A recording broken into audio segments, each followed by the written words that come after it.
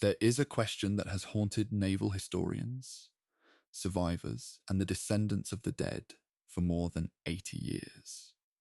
It is not complicated. It is not technical. It is deeply uncomfortably human. How does the most powerful warship ever built by Germany, a machine of extraordinary precision, crewed by more than 2,000 trained men, end up at the bottom of the Atlantic Ocean after just 9 days at sea? 9 days. That is all it took. 9 days from the moment she left port to the moment the cold North Atlantic swallowed her whole. This is not a story about machines. It is a story about ambition, the kind that outpaces wisdom. It is a story about institutions that refuse to listen to warning signs until the warnings are printed in fire. It is about a nation that, humiliated by one world war, poured its engineering genius, its national pride, and the lives of its young men into a single steel hull, and sent it forward into waters already crowded with enemies. And it is about the men on the other side, the British sailors who chased a ghost across thousands of kilometers of open ocean, terrified of what would happen if they failed. You are about to spend the next several hours inside one of the most consequential naval stories of the 20th century. Not the sanitized version taught in classrooms, where dates sit neatly in columns and outcomes feel inevitable. The version where exhausted admirals make fateful calls in the middle of the night, where a single shell changes the entire course of the war at sea, where 3 men survive out of more than 1,400, and where a ship that was supposed to be unsinkable proves, in the end, exactly as mortal as the men who built her. If you are new to this story, welcome. If you already know the names, Hood, Lütjens, Lindemann, Tovey, stay with us, because the version you know may be missing pieces. This documentary was built from official records, survivor testimony, action reports, and decades of forensic research. Nothing in these chapters has been invented. Where a precise figure is not confirmed by the historical record, we have reconstructed the narrative from what is known, and we have been honest about where reconstruction ends and documented fact begins. This is the complete history of the Bismarck, and it begins, as the most dangerous things often do, not with a battle, but with a blueprint. Chapter 1. The Iron Chancellor's Ghost. Building the Beast. She did not begin with steel. She began with shame. To understand why Germany built the Bismarck, you have to go back not to the 1930s, but to the summer of 1919, to a hall of mirrors at Versailles, where the victorious Allied powers dictated the terms of Germany's defeat in the First World War. The Treaty of Versailles, signed on the 28th of June, 1919, did not simply end the war. It reached into the future and tried to prevent Germany from ever fighting another one. The clauses dealing with the German Navy were among the most crushing. Germany was permitted a total fleet of no more than 6 battleships, 6 light cruisers, 12 destroyers, and 12 torpedo boats. The manpower ceiling was set at 15,000 men. No submarines, no aircraft, no ambition. The message was not subtle. Germany, as a naval power, was finished. For 2 decades, that message was absorbed with a particular species of national fury. Quiet, patient, and absolutely determined. German naval engineers did not abandon their craft. They refined it in secret, filing papers for designs that could never legally be built, running calculations on hulls that existed only on paper. They worked within a straitjacket, and they studied every millimeter of that straitjacket for weaknesses. When the Anglo-German Naval Agreement was signed in June 1935, those weaknesses were finally exploited. The agreement permitted Germany to build a navy equivalent to 35% of the Royal Navy's total surface tonnage, and it allowed the construction of large battleships. It was, in the eyes of the Kriegsmarine's planners, the opening of a door, and they intended to walk through it with something extraordinary. The man who led the Kriegsmarine was Grand Admiral Erich Raeder, a methodical strategist who understood with painful clarity the gap between what Germany had and what Britain possessed. For every warship Germany could put to sea, the British could counter with roughly 10. Raeder's answer to this asymmetry was not head-to-head confrontation. It was commerce warfare. Strike the supply lines. Starve the island.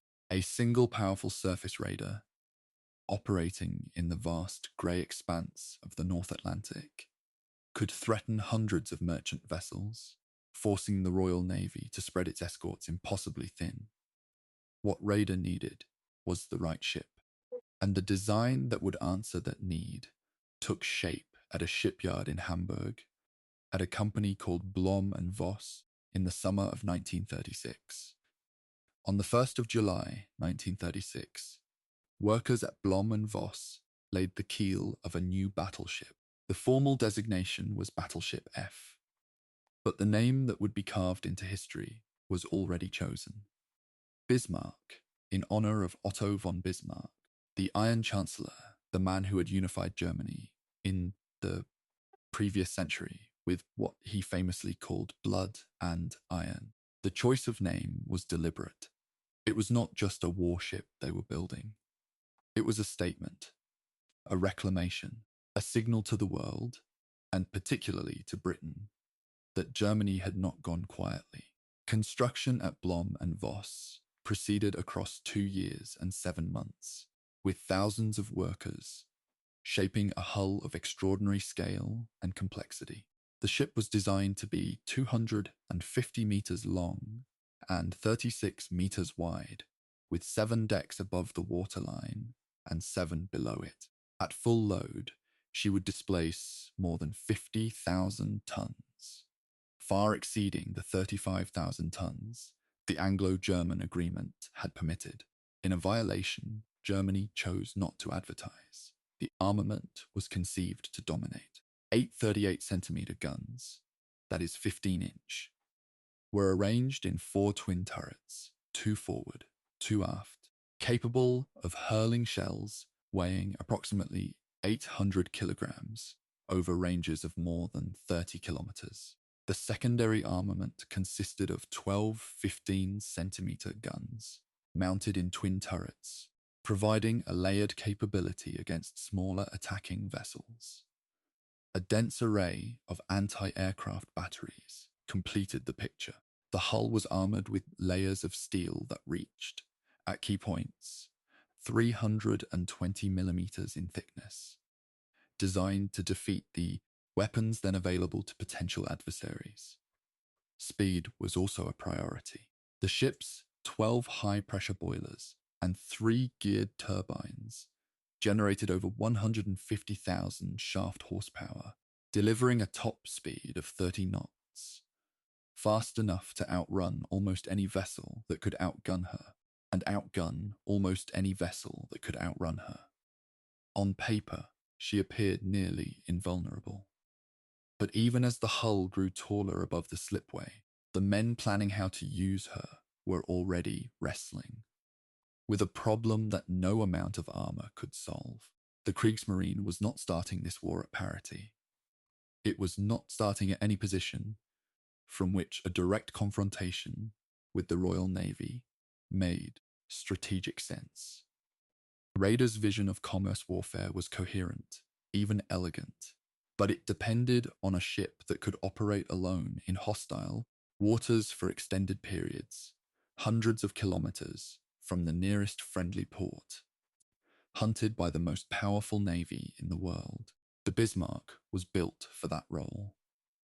But the war began in September 1939, 2 years earlier than Raeder had been promised.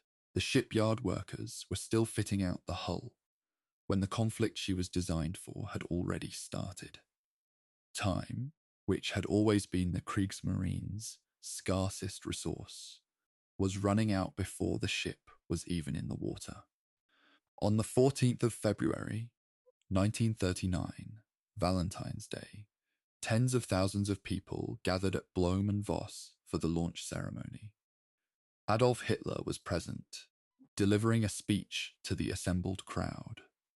Dorothy von Löwenfeld, the granddaughter of Chancellor Otto von Bismarck himself, stood at the bow of the enormous grey hull and broke a champagne bottle against the steel. Bands played, cameras rolled, the hull slid down the slipway and into the launch basin to the cheers of roughly 60,000 spectators. It was one of the most elaborately staged moments of German military theatre since the war had begun. A fusion of history and ambition designed to project an image of national power and technical mastery. To the watching crowd, it must have appeared as though Germany had already won something. Dorothy von Löwenfeld, standing there with champagne still on her hands, was christening not merely a ship but a symbol, one that her grandfather, who had spent his life trying to keep Germany out of unwinnable wars, might not have recognized as his legacy. The hull then moved to fitting out, a process that consumed the following 18 months. Guns were mounted, armor was bolted into place. Fire control systems, among the most sophisticated in the world at the time, were installed and calibrated. The ship's SeaTac radar system, though less capable than British radar, was integrated into a fire control architecture that could track and engage targets at ranges beyond visual distance. On the 24th of August, 1940, in a ceremony on the afterdeck of the ship, Kapitän Zursee, Ernst Lindemann, took command of the Bismarck at her formal commissioning. Lindemann was 41 years old, an experienced naval officer described by those who served under him as calm, competent, and deeply respected by his crew. He accepted command of a ship that was, in terms of raw capability, unlike anything Germany had ever put to sea, and he knew it. The question he could not yet answer was whether capability alone was enough. Sea trials began almost immediately, conducted in the Baltic, waters that offered some protection from British interference. During the crucial months of evaluation and crew training, the Baltic trials were exhaustive. Lindemann and his officers pushed the ship through every scenario they could design. Gunnery exercises, engineering tests, damage control drills, high-speed maneuvers in heavy weather. The crew, more than 2,000 men strong, came from a range of backgrounds and experience levels. Experienced petty officers, newly trained conscripts, specialists in gunnery, engineering, signals, and navigation. They had months to become a fighting unit before the ship would be asked to go to war. And in those months, the men who would take the Bismarck into the Atlantic began to understand what they were living inside. Not just a weapon, but a world unto itself, a floating city of steel with its own rhythms, its own hierarchy, its own particular mixture of pride and apprehension. They were the crew of the most powerful warship Germany had ever built. They had been told it was nearly indestructible. Most of them believed it. The first months of 1941 were spent in continued training operations in the Baltic. Meanwhile, at the highest levels of the Kriegsmarine, the planning for the Bismarck's first operational deployment was already underway. The name given to the operation, when it was finally formalized, was Rheinübung, Exercise Rhine. The ship that had been built to project German naval power into the Atlantic was about to be asked to prove that the projection was more than theatre. The sea trials were nearly complete. The crew was nearly ready. The plan was nearly set. All that remained was the decision to go, and a question that nobody in the German High Command had yet answered with any honesty. What would happen if the British found her? Chapter 2. The World She Was Born Into. The Battle of the Atlantic. Before the Bismarck ever fired a shot in anger, the ocean she was built to operate in was already at war. The Battle of the Atlantic, the longest continuous military campaign of the entire Second World War, had been running since the first days of September 1939. It was not a battle in the conventional sense. There were no front lines, no capitals to be captured, no territorial objectives that could be pointed to on a map. It was a campaign of attrition, fought across millions of square kilometers of open water, between the shipping lanes that carried food, fuel, and war material from North America to Britain, and the German forces, primarily submarines, but also surface warships, whose mission was to cut those lanes entirely. Britain is an island. That fact, which school children learn, and adults sometimes forget, was the central strategic reality of the entire European war. Everything Britain needed to keep fighting, its food, its oil, its ammunition, its tanks and aircraft and artillery, had to come across the water. If those supply lines were severed, Britain would not merely be weakened, it would be starved into collapse. Winston Churchill, who became Prime Minister in May 1940, understood this with a visceral, almost physical clarity. He wrote later that the only thing that truly frightened him during the war was not the Blitz, not the fall of France, not even the prospect of invasion. It was the U-boat campaign. German submarines were already extracting a devastating toll on Allied merchant shipping by the time 1941 began. Convoys crossing the North Atlantic faced a gauntlet of invisible predators operating in coordinated groups, hunting at night, diving to safety when challenged. The Royal Navy's escort forces were stretched beyond their theoretical limits, covering thousands of kilometers of ocean with ships that were too few, too tired, and too often sunk. The mathematics of the situation were not encouraging.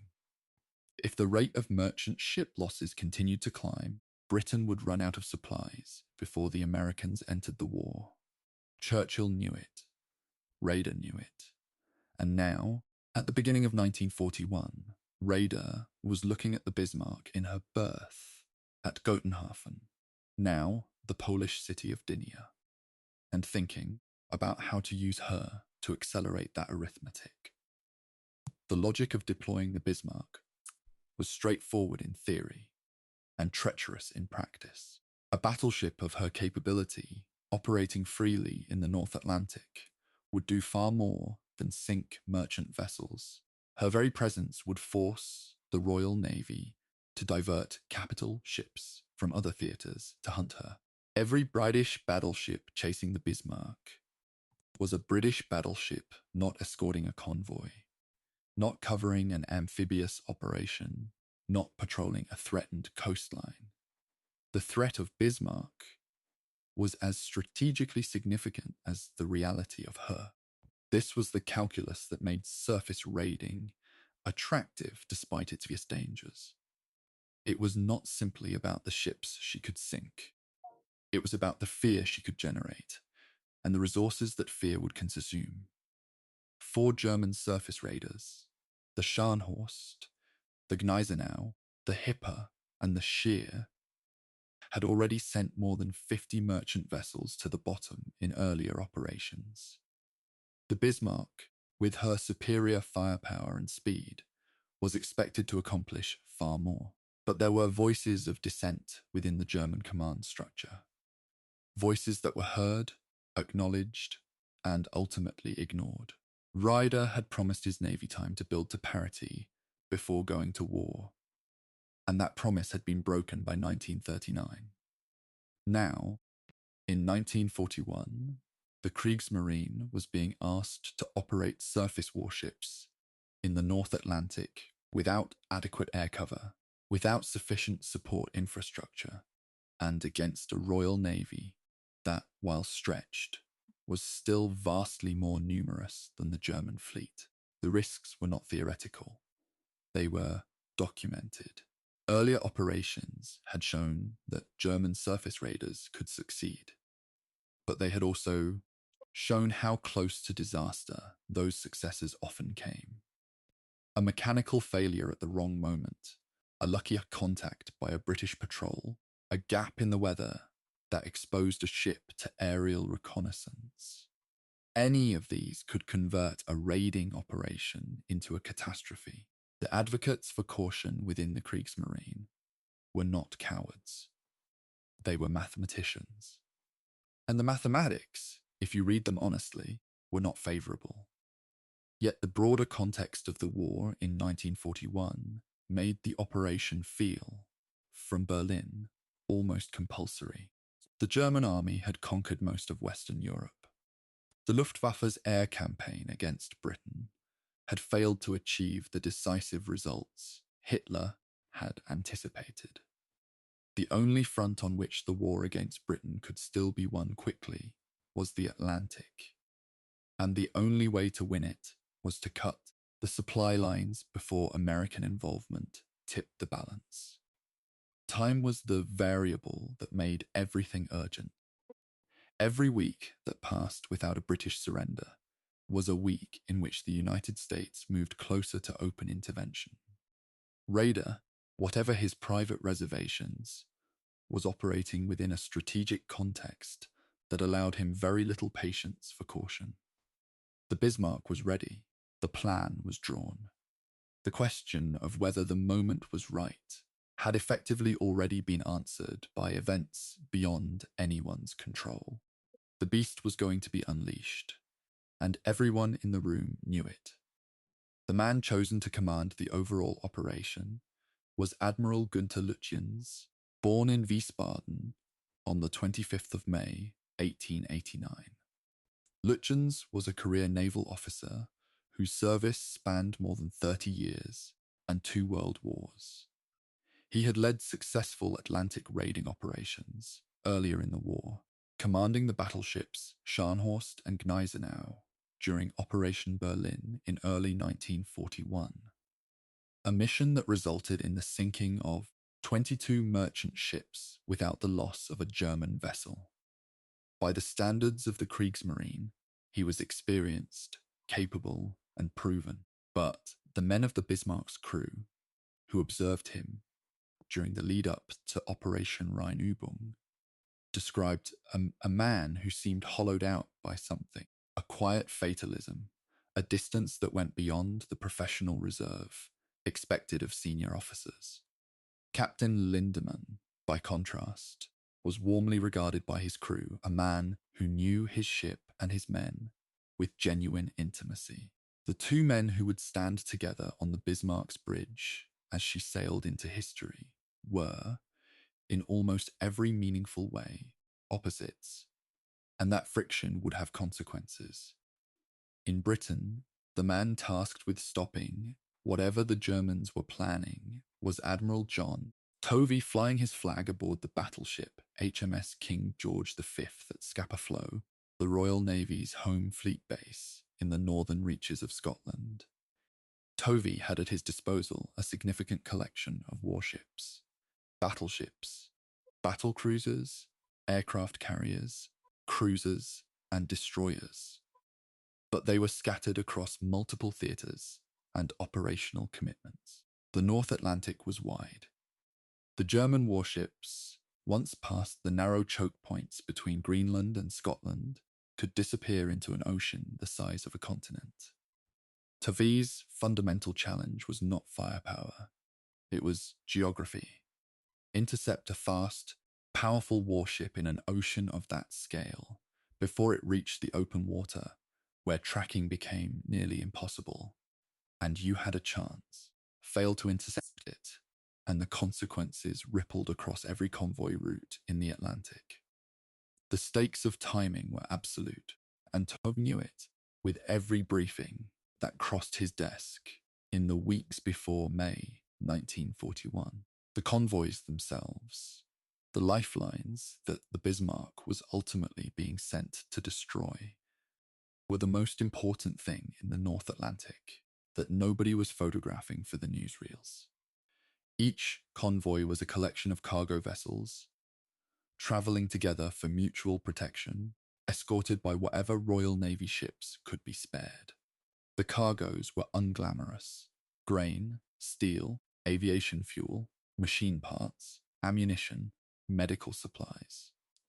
There was nothing cinematic about a grain ship, but every grain ship that sank took with it food that British cities were counting on. Every tanker that went down was oil that British aircraft would not be able to burn. The men on those merchant vessels, sailors from Britain, Canada, America, and a dozen other nations, were fighting a war that required no rifles, just the willingness to keep sailing routes that they knew were hunted.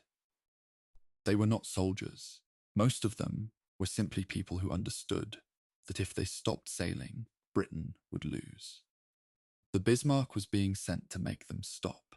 That is what the grand strategy amounted to, at its human level. 2,000 German sailors inside a 50,000-ton fortress of steel, sent to ruin the work of unarmed men crossing an ocean in cargo ships.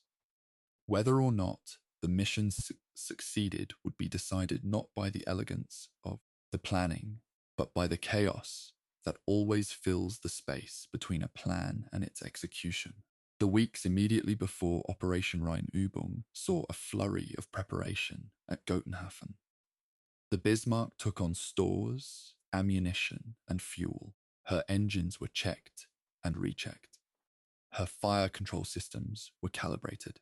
The companion vessel for the operation, the heavy cruiser Prinz Eugen, underwent her own preparations alongside her. The selection of the Prinz Eugen as an escort rather than another capital ship was a reflection of what was available rather than what was ideal. Germany's other major surface units, the Scharnhorst and the Gneisenau, were both undergoing repairs at Brest following earlier operations. The Tirpitz, Bismarck's sister ship and theoretical equal in raw power, was not yet fully worked up and combat ready. What remained, assembled in the grey waters of a Polish harbour in the spring of 1941, was the Bismarck and her smaller companion. A formidable pair, certainly, but not the overwhelming force that the most optimistic version of the plan had imagined. The crew of the Bismarck knew something significant was coming. The volume of stores being loaded, the finality of certain orders, the way senior officers spoke in quieter tones than usual. All of it communicated a change in tempo that could not be entirely concealed. These were young men, most of them, the youngest barely into adulthood. The Bismarck carried stokers, gunners, signals operators, engineers, cooks, medics, rangefinders, navigators, and officers of every grade. A self-contained community of more than 2,000 souls. Some of them had families they had written to from Gotenhafen. Some of them had not. Some of them, if the testimony of survivors is any guide, felt the specific tightening in the chest that precedes any departure whose destination is genuinely uncertain. They had been told the ship was the best. They had been told the mission was important. What they had not been told, because nobody told them, was whether any of them would come back. The spring of 1941 was drawing to its close. The Atlantic was waiting, and in a few days, the most powerful warship Germany had ever built would leave its harbour for the first and last time. Chapter 3. The Iron Chancellor Sets Sail, Departure and Discovery. On the 18th of May, 1941, the Bismarck and the Prinz Eugen slipped out of Gotenhafen and turned their bows toward the west. The departure was not the thunderclap of martial ceremony that the launch in Hamburg had been 2 years earlier. It was quiet, deliberate, and calculated. Admiral Lütjens had hoped to move his ships through the narrow waters of the Danish Straits and into the Atlantic without attracting attention. The logic was sound. Every hour that passed before the British learned of the movement was an hour in which the German ships could extend their lead toward open water. Once in the broad Atlantic, they would be extraordinarily difficult to find. The ocean is enormous, and ships are small, and even an aircraft searching systematically over millions of square kilometers of grey water has a better chance of missing its target than finding it. Everything depended on getting past the choke points, the gaps between the land masses of Northern Europe and Iceland and Greenland, before the British could position their forces to intercept. Lütjens knew this. So did Lindemann. So did every officer who had studied the operation plan. Get through the gap, and the mission had a chance.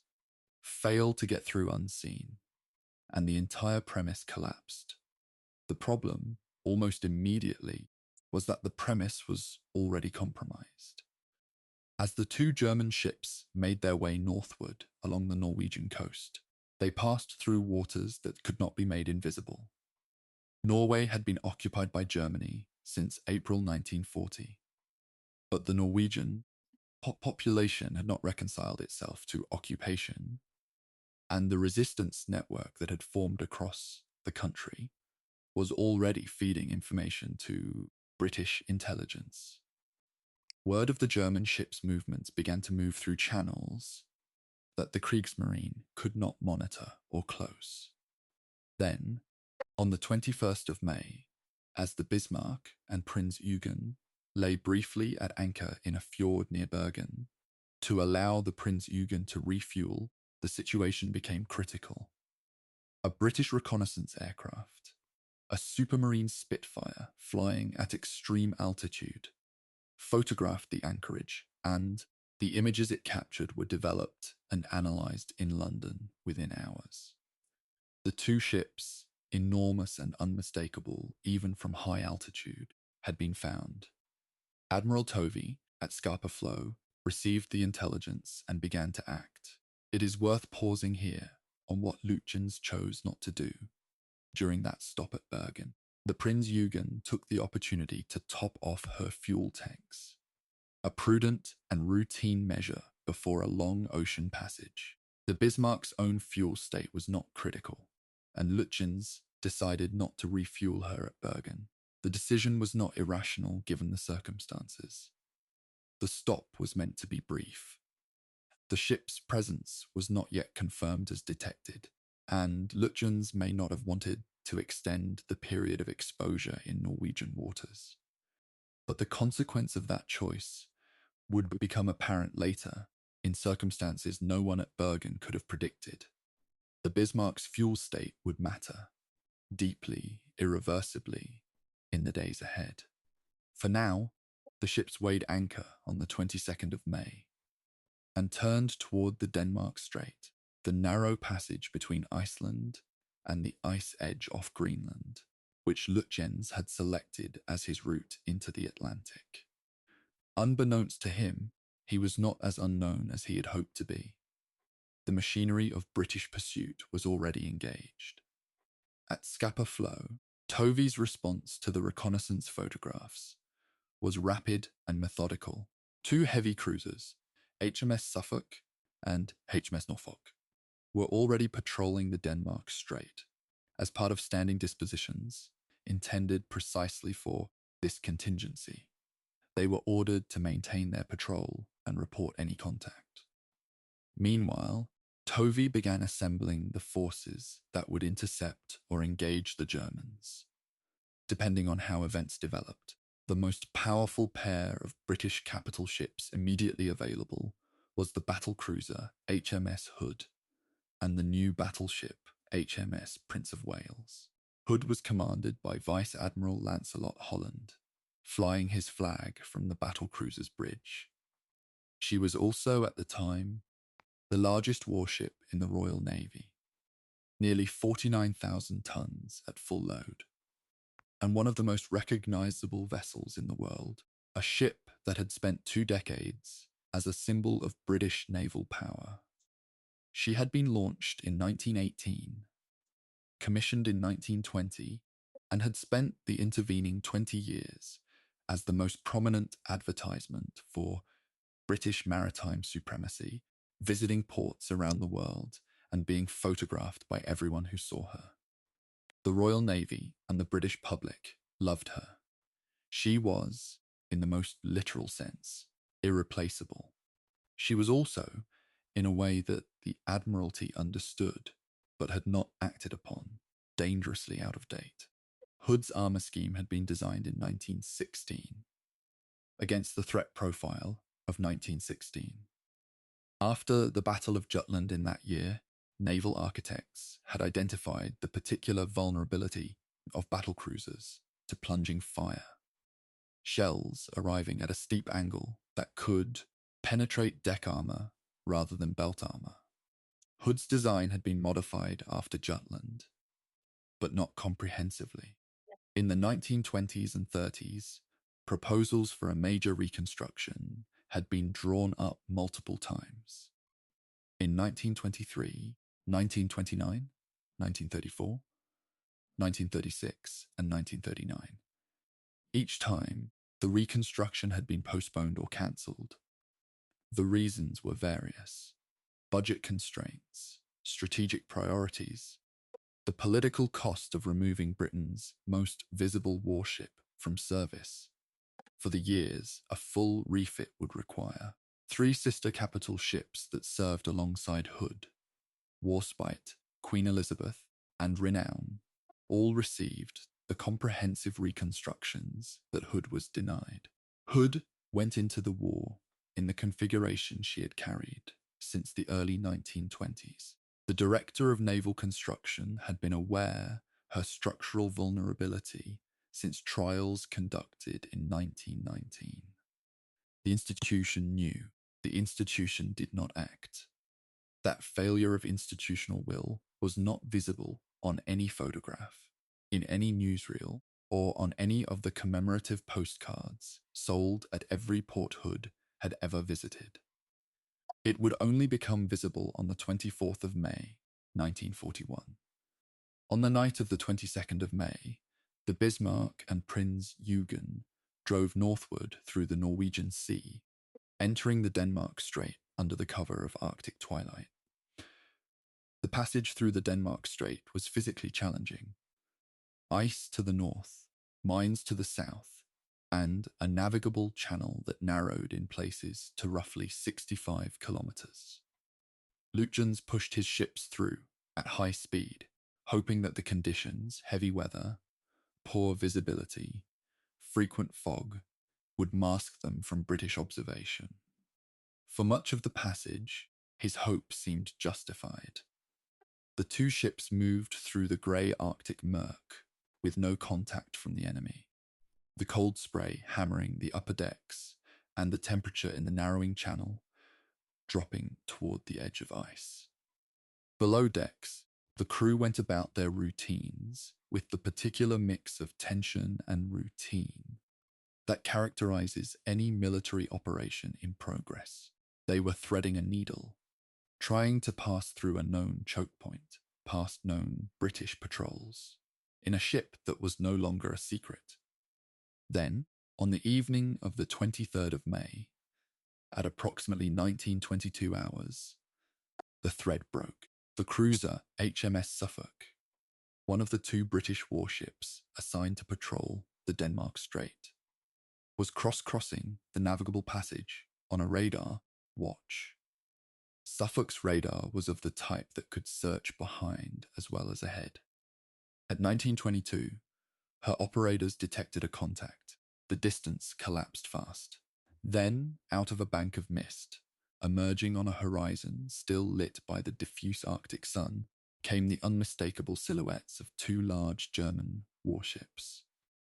Suffolk's lookouts reported them immediately. 1 battleship, 1 cruiser, heading southwest at speed. The cruiser executed a rapid turn, sliding back into the fog bank. before Bismarck's guns could bear with any precision, and transmitted its contact report by radio. 15 kilometers to the south, HMS Norfolk received the signal and turned toward the contact at full speed, not yet knowing how close she was to the danger. Norfolk came out of the mist at approximately 9 kilometers from the Bismarck. Dangerously close for a cruiser facing a battleship's main armament. The German ship turned her turrets. For the first time in her operational life, the Bismarck fired her main guns in anger. The shells tore across the water, raising enormous columns of spray around the fleeing Norfolk, which was already heeling hard over in its turn to get away. Norfolk took splinters from near misses but survived, disappearing back into the mist at full speed. The chase was on. Suffolk and Norfolk settled into a shadowing position behind and to the sides of the German formation, maintaining contact by radar, transmitting position reports to Scapa Flow, and staying carefully outside the range at which the Bismarck could engage them with any confidence. Their mission was not to fight. It was to be the wire that connected Tovey, hundreds of kilometers to the south, to the quarry he needed to intercept. Every position report that crackled out of their transmitters was a piece of the tracking picture that Admiral Holland, racing north with the Hood and the Prince of Wales, was using to calculate his interception. The two British cruisers threaded through the ice-green water of the Denmark Strait through the night, keeping their distance, keeping contact, counting the hours until the heavier ships arrived. On the Bismarck, the crew knew they were being shadowed. Lütjens knew it. Lindemann knew it. The question was not whether the British had found them. The question was what the British were bringing to the meeting. That question would be answered at 5:30 in the morning on the 24th of May, 1941. And the answer, when it came, would change everything. Thunder Chapter 4. Thunder in the Strait. The Battle of the Denmark Strait. By dawn on the 24th of May, 1941, two fleets were converging in the Denmark Strait with a closing speed that gave the men inside them very little time to think.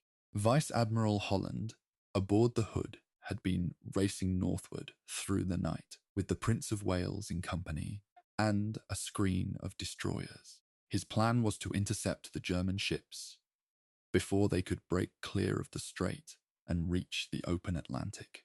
The tactical geometry was complicated by the nature of the Hood's vulnerability, a problem Holland understood, even if he could not entirely solve it. Incoming fire at steep plunging angles was most dangerous to the Hood's deck armor. The best way to minimize that danger was to close the range quickly, reducing the angle of descent of enemy shells, and to angle the approach so that only the forward turrets were initially exposed. Holland settled on an approach course that placed the Hood and Prince of Wales heading almost directly toward the German ships. It was a calculated risk. It meant that for most of the approach, only his forward guns could bear. He was sacrificing weight of fire for the sake of reducing his most dangerous exposure window. But he was also allowing the range to close fast. The sooner he was at close range, the sooner the Hood's armor scheme became adequate. The tension aboard both the British and German ships during the final hours of darkness was of the kind that people who have never been in a warship approaching battle find difficult to imagine. There is nothing dramatic about waiting for a battle to begin. There is just as the machinery, the engines, the ventilation, the sea, and the sound of your own breathing and the knowledge of what is coming. On the British destroyers trailing behind the capital ships, there was a particular quality to the moment of first sighting. A sailor on the trailing destroyer Electra, watching the Hood's enormous silhouette against the pale Arctic sky, reportedly told his shipmates that the Germans were going to have a shock when they saw her. He was right, as it turned out, though not in the way he meant. On the Bismarck, when lookouts identified the approaching British ships at approximately 5:30 in the morning, the second gunnery officer studying the silhouettes through powerful binoculars was heard to say that it was the Hood. The Hood, the terror of German naval exercises. The ship that had represented British sea power for 2 decades. The crew felt the specific, cold weight of that name. Young Fireman Third Class Johannes Zimmermann, deep in the Bismarck's boiler room, was told to prepare to engage the Hood. His first thought, he later recalled, was that they must be crazy. What, he wondered, was a war game doing in the middle of a war? It was not a war game. At approximately 5:52 in the morning, HMS Hood opened fire at a range of roughly 24 kilometers. The engagement had begun. HMS Prince of Wales opened fire almost simultaneously. The German ships returned fire at approximately 5:55. The exchange that followed was brief by the scale of naval battles. Barely 6 minutes in total. But its consequences were not brief. They were permanent. Hood's opening salvos were directed at the wrong target. In the chaos of the approach, Holland's ships had identified the lead German vessel as the Bismarck. But the lead vessel was actually the Prinz Eugen, which had taken position ahead of the Bismarck for the run through the strait. The error was corrected, but it cost Hood the first accurate salvos of the engagement. Meanwhile, the German gunnery was finding its range with unsettling speed. Within the first few salvos, Hood was hit by a shell from the Prinz Eugen that started a fire among ready-use ammunition stored on the boat deck. The fire burned visibly, and those watching from other ships worried. But fires of that kind, on a ship of that size, were not necessarily fatal. The Hood continued to fight. Holland ordered a turn to bring the aft turrets to bear, finally committing the ship's full broadside to the engagement. It was the right tactical decision. It came too late. The Bismarck's 5th major caliber salvo straddled the Hood. At least one shell, estimated to have been from Bismarck's 38-centimeter main battery, struck the Hood in the area of her after magazines. What happened next took less than 3 seconds to begin, and less than 3 minutes to complete. The shell penetrated through to one of Hood's internal magazines, the stored propellant charges and shells that fed her aft guns. The magazine exploded. The explosion, when it came, was not simply large. It was catastrophic. A detonation involving what may have been approximately 100 tons of cordite and shell, releasing energy at a rate that the ship's structure had no possible means of absorbing. A column of flame rose from the Hood's hull that was visible to every ship in the area. Crew members on the Prince of Wales, sailing close alongside, were momentarily blinded by the flash. The Hood's hull broke in two. The bow section rose briefly out of the water, tilted at an angle no ship's hull should ever describe, and then began to sink. The stern section had already disappeared. In less than 3 minutes from the moment of the explosion, HMS Hood, all 48,000 tons of her, all her guns, all her history, all the people inside her, was gone. Of the 1,418 men aboard the Hood, 3 survived. 3 out of more than 1,400. Their names were Ted Briggs, Bob Tilburn, and Bill Dundas. They were rescued 2 hours later by the destroyer, HMS Electra, which found them alive in the freezing water of the Denmark Strait, surrounded by debris and oil, and the absolute absence of the ship that had been their world. The wreck of the Hood lay 2,800 meters below the surface of the sea, in the Irminger Basin, roughly 270 nautical miles west-southwest of Reykjavik. Her rudder, when the wreck was found decades later, was still locked at 20 degrees to port, the angle of the turn she had been executing when the shell arrived. She had been trying to respond to the situation. She simply ran out of time.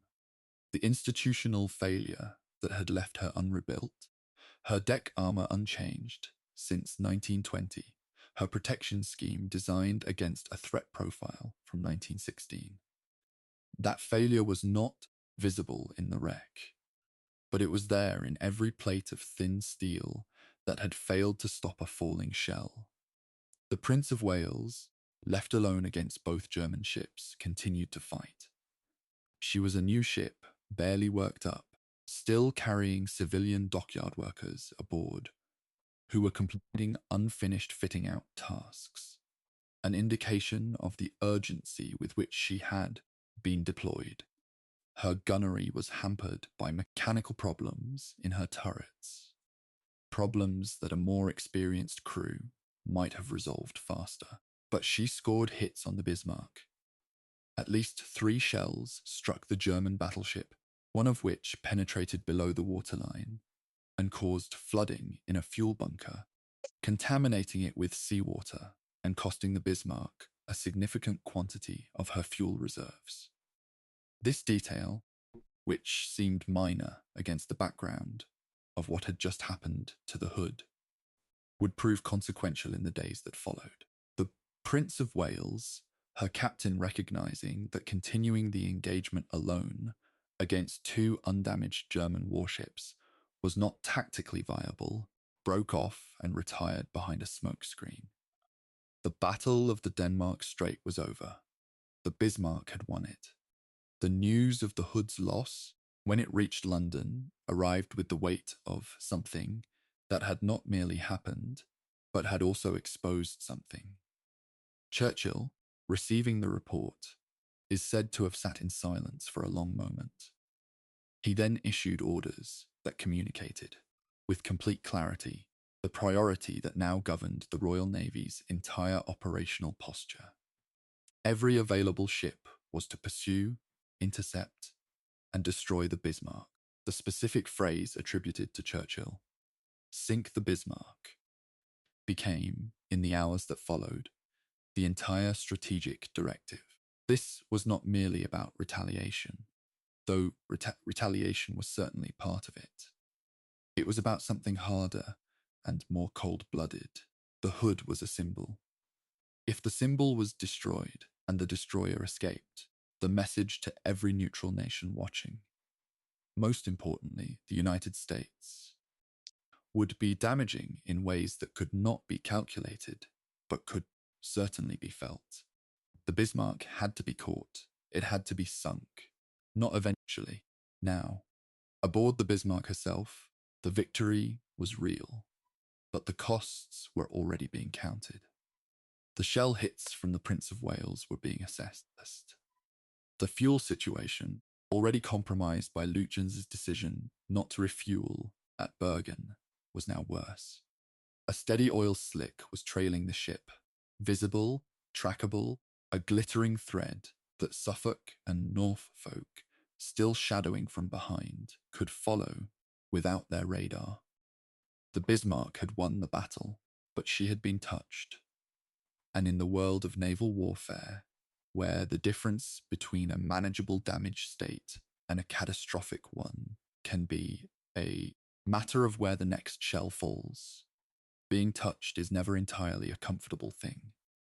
Lütjens signaled his assessment to German Naval Command. He reported the Hood's destruction. He reported the damage.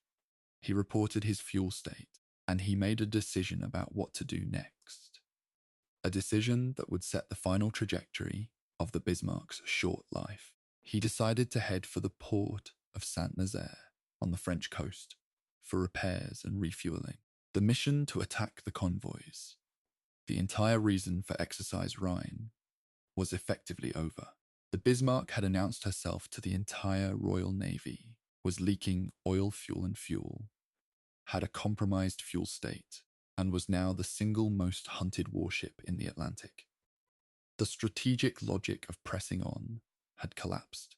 The Bismarck had 800 kilometers of open ocean between her and relative safety. What she had on her trail was almost everything the Royal Navy could put to sea in time.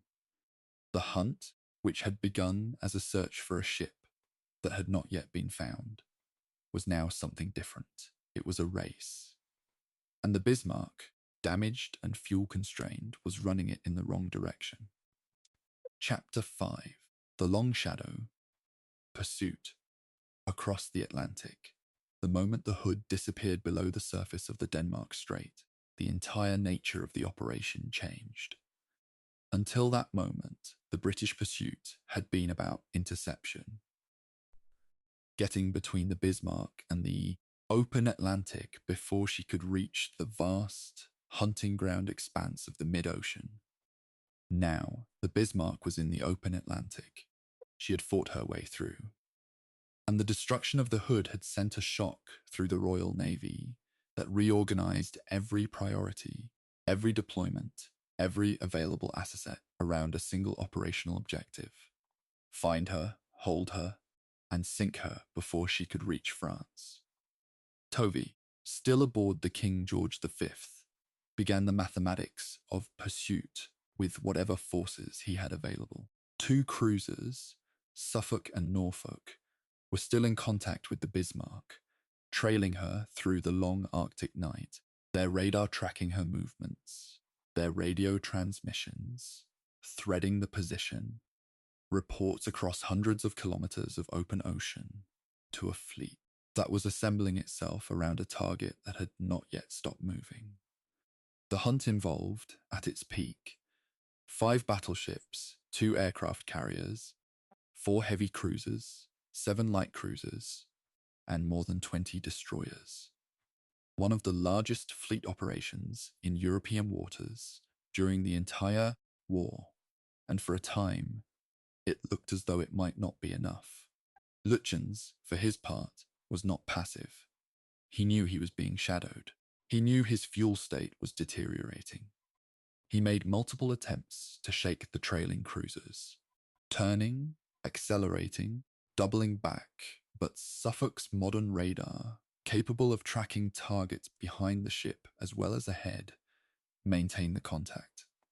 Then, on the evening of the 24th of May, Lütjens did something that either reflected a fundamental misunderstanding of British radio intelligence, capability, or an act of professional resignation that has been debated ever since. He sent a lengthy radio transmission to German naval headquarters, a detailed situation report that lasted long enough for British direction finding, stations to take multiple bearings and triangulate his position with considerable accuracy. The transmission was not necessary for the operation. The information it contained could have been sent in a brief, encoded burst. The decision to transmit at length, while being actively hunted by an enemy who possessed sophisticated signals intelligence, remains one of the most puzzling command decisions of the entire episode. Whatever the reason, the bearing information it provided was passed to Tovey, though it was initially misplotted aboard the King George V, sending Tovey briefly in the wrong direction before the error was corrected. The course of the pursuit narrowed. On the morning of the 25th of May, 30 hours after the battle in the Denmark Strait, something happened that briefly transformed the hunt into something close to panic. Suffolk lost radar contact with the Bismarck. The string that had connected the trailing cruisers to the German ship snapped. At some point during the night, the Bismarck had made a turn that took her outside the arc of Suffolk's radar sweep. And by the time the gap was noticed, she was gone. The ocean around Suffolk and Norfolk was empty. Tovey, receiving the news, faced the worst possible scenario. The most dangerous surface warship in the Atlantic had disappeared. His forces were scattered across a wide area of ocean, and every minute that passed made finding her again more difficult. The Bismarck could have turned in almost any direction. She could have headed back toward Germany. She could be running for France. She could, theoretically, have turned south toward the convoy lanes. Every possibility had to be considered, and the forces available to cover all of them were insufficient. The Royal Navy spent a tense and sleepless 24 hours searching. Aircraft swept sectors of the ocean. Destroyers were redeployed. The mathematics of possible positions, given the Bismarck's known speed and last known heading, were worked and reworked in operations rooms on both sides of the Atlantic. The answer, when it finally came, arrived not from a radar contact or a surface sighting, but from the intelligence derived from that lengthy radio transmission. Lütjens had made the previous day. The direction-finding data, correctly plotted, pointed toward France. The Bismarck was running for Saint-Nazaire. She had not doubled back. She had not turned for the convoy routes. She was running on a damaged ship with a deteriorating fuel state, pushing as hard as her compromised machinery would allow toward the nearest port where she could be repaired and refueled. This narrowed the geometry of the hunt dramatically. Tovey adjusted his deployment. The aircraft carrier HMS Ark Royal, which had been racing to reach a position that could support the operation, was now positioned ahead of the Bismarck's probable course. If the Bismarck could be located again, she could be struck by carrier aircraft before she reached French waters. Everything depended on finding her before she closed the remaining distance to the coast. Meanwhile, aboard the Bismarck, the atmosphere had undergone a transformation that survivor accounts describe with a particular kind of quiet dread, the elation of the Hood's destruction, which had been genuine, and which had run through the crew with the force of something almost disbelieving, had given way to the grinding reality of their situation. The ship was damaged. The oil leak was continuing. The fuel state was a growing concern, and the crew had spent 2 days at action stations or near to them, alert and exhausted in equal measure, in a ship that was being hunted by an enemy who had now made her destruction a matter of national priority. Lindemann, the captain, had wanted to engage the British cruisers during the Denmark Strait approach, had argued, reportedly, for turning and fighting when the shadowers were detected. Lütjens had overruled him. The dynamic between the two men had not improved since Gotenhafen, but the decisions now were Lütjens to make. He had chosen France. He had chosen to run, and the men below him had no choice but to sail in the direction their admiral had set. On the 26th of May, 30 hours after the Bismarck had disappeared from Suffolk's radar, a Catalina flying boat on patrol sighted the German battleship. The position placed her approximately 1,100 kilometers from the French coast, close enough that, under normal circumstances, she might have reached safety before British surf forces could intercept. But the Ark Royal's Swordfish torpedo aircraft were already flying search patterns in the area. Contact was made. The first strike was launched and nearly ended in catastrophe as the Swordfish came close to attacking HMS Sheffield, a British cruiser positioned ahead of the Bismarck instead of the German ship. The error was caught in time, and the strike was recalled. A second strike was prepared. The conditions for flying were deeply uncomfortable. The carrier was pitching heavily in a force 8 gale, the flight deck rising and falling by as much as 15 meters with each wave, the aircraft being launched into near darkness. The Swordfish, a biplane torpedo bomber that looked, to modern eyes, almost comic, a relic of a previous generation of aviation, were being sent against the most heavily armored warship in the Atlantic, in conditions that seemed designed to make the attack impossible. They found the Bismarck in failing light, flying through intense anti-aircraft fire, from the German ship's close-range guns. The attack was pressed home. Most of the torpedoes missed or failed to detonate, or hit the heavy armor belt where their effect was negligible. But one torpedo, the last, or very nearly the last, of the attack, struck the Bismarck near her stern. The position of the impact was, in the context of the hunt that had consumed the entire Atlantic fleet for 3 days, the most consequential single fact of the entire pursuit. The torpedo damaged the Bismarck's stern, jamming her rudder hard over at approximately 15 degrees to port and making it impossible to steer a straight course. A ship that cannot steer cannot run. A ship that cannot run can only fight. In an ocean that had been, for the past 30 hours, a maze of empty possibility in which the Bismarck might have disappeared forever, a single torpedo had reduced the entire geometry to a circle. The Bismarck was turning and could not stop turning.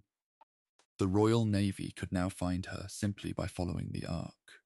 Tovey, receiving the report of the torpedo hit and the jammed rudder, began his final approach. The King George V and the battleship Rodney were moving through the night toward a rendezvous with the damaged ship, arriving in time for a dawn engagement. The British destroyers that had been escorting the capital ships were released to harass the Bismarck through the night, pressing torpedo attacks in the darkness and the heavy seas. The attacks caused the Bismarck's crew to fight through the night, fighting off one attack after another, unable to steer, unable to run, unable to do anything except fight and wait and know what the morning would bring. Lütjens sent a final signal to German Naval Command. The signal was not tactical. It was personal. He knew what was coming. The morning of the 27th of May, 1941, was going to be the last morning the Bismarck would ever see. He sent his message, and he settled in to wait for the light. Chapter 6.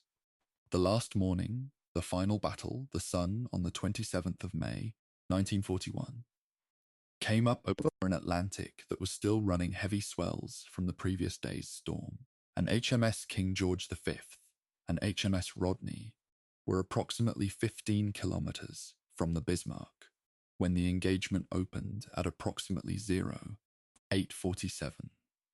The Bismarck was still fighting her rudder, still turning in her great helpless circle, unable to hold a steady course for more than a few degrees, before the jammed steering gear pulled her back. Her crew had been at action stations since the previous afternoon. Many of them had not slept. They had fought off the Swordfish strike, fought off the destroyer attacks through the night, and now they were waiting for the heaviest ships the Royal Navy could bring to bear to arrive with the dawn. The battle that followed was not a contest. The word for it, which military historians use, and which the historical record supports, is destruction. But the Bismarck fought. She fired her guns erratically, the targeting compromised by the constant circling and the crew's exhaustion, but she fired. She hit the Rodney with splinters. She straddled the King George V more than once. She had been told she was unsinkable. Some of her crew may still have believed it, in the way that people hold on to beliefs when the alternative is too large to contemplate. The British battleships closed the range methodically. Rodney opened with her 940-centimeter guns, the largest caliber of any Royal Navy battleship, alongside the King George V's 10 35-centimeter weapons. The weight of fire was overwhelming. Within the first 30 minutes of the engagement, the Bismarck's forward turrets had been destroyed. The gun crews in those turrets, who had trained for this, who had practiced the loading drills hundreds of times in the Baltic, were gone. Her bridge was hit. Her fire control systems were knocked out one after another, making it increasingly impossible to direct the remaining guns with any accuracy. The secondary armament continued firing for a time, but the ship was taking hits at a rate that no damage control team, however well trained, could manage.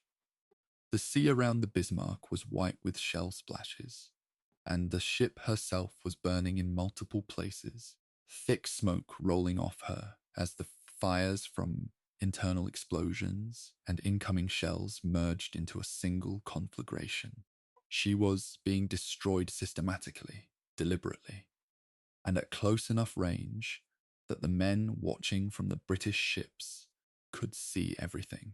The cruiser HMS Dorsetshire, which had been operating on the edge of the engagement, received orders to close in as the Bismarck's resistance began to falter. By the time Dorsetshire reached effective torpedo range, the Bismarck was still floating, but no longer fighting in any organized sense. Her surviving crew, those who had not been killed by the hours of shellfire, were preparing to abandon ship. Some of them had opened the seacocks, the flooding valves that would allow the sea to enter the hull and accelerate the sinking. Whether the Bismarck sank primarily because of this deliberate scuttling, or because of the torpedo hits she received in the final minutes, or because of the accumulated structural damage from the shellfire, has been a point of genuine historical debate ever since. The forensic evidence, examined across decades of analysis, including the underwater survey of the wreck, conducted in 1989, suggests that the flooding from the scuttling was a significant factor, though the degree of damage from gunfire and torpedoes would likely have caused the ship to sink in any case within a matter of hours. The answer to the question of who sank the Bismarck, the British or the Germans themselves, may ultimately be that the forces that destroyed the ship were so thoroughly interlocked that the question has no clean answer. At approximately 10:40 in the morning on the 27th of May, 1941, the Bismarck capsized and sank. She had been at sea for 9 days. Chapter 7. The Men Inside the Machine.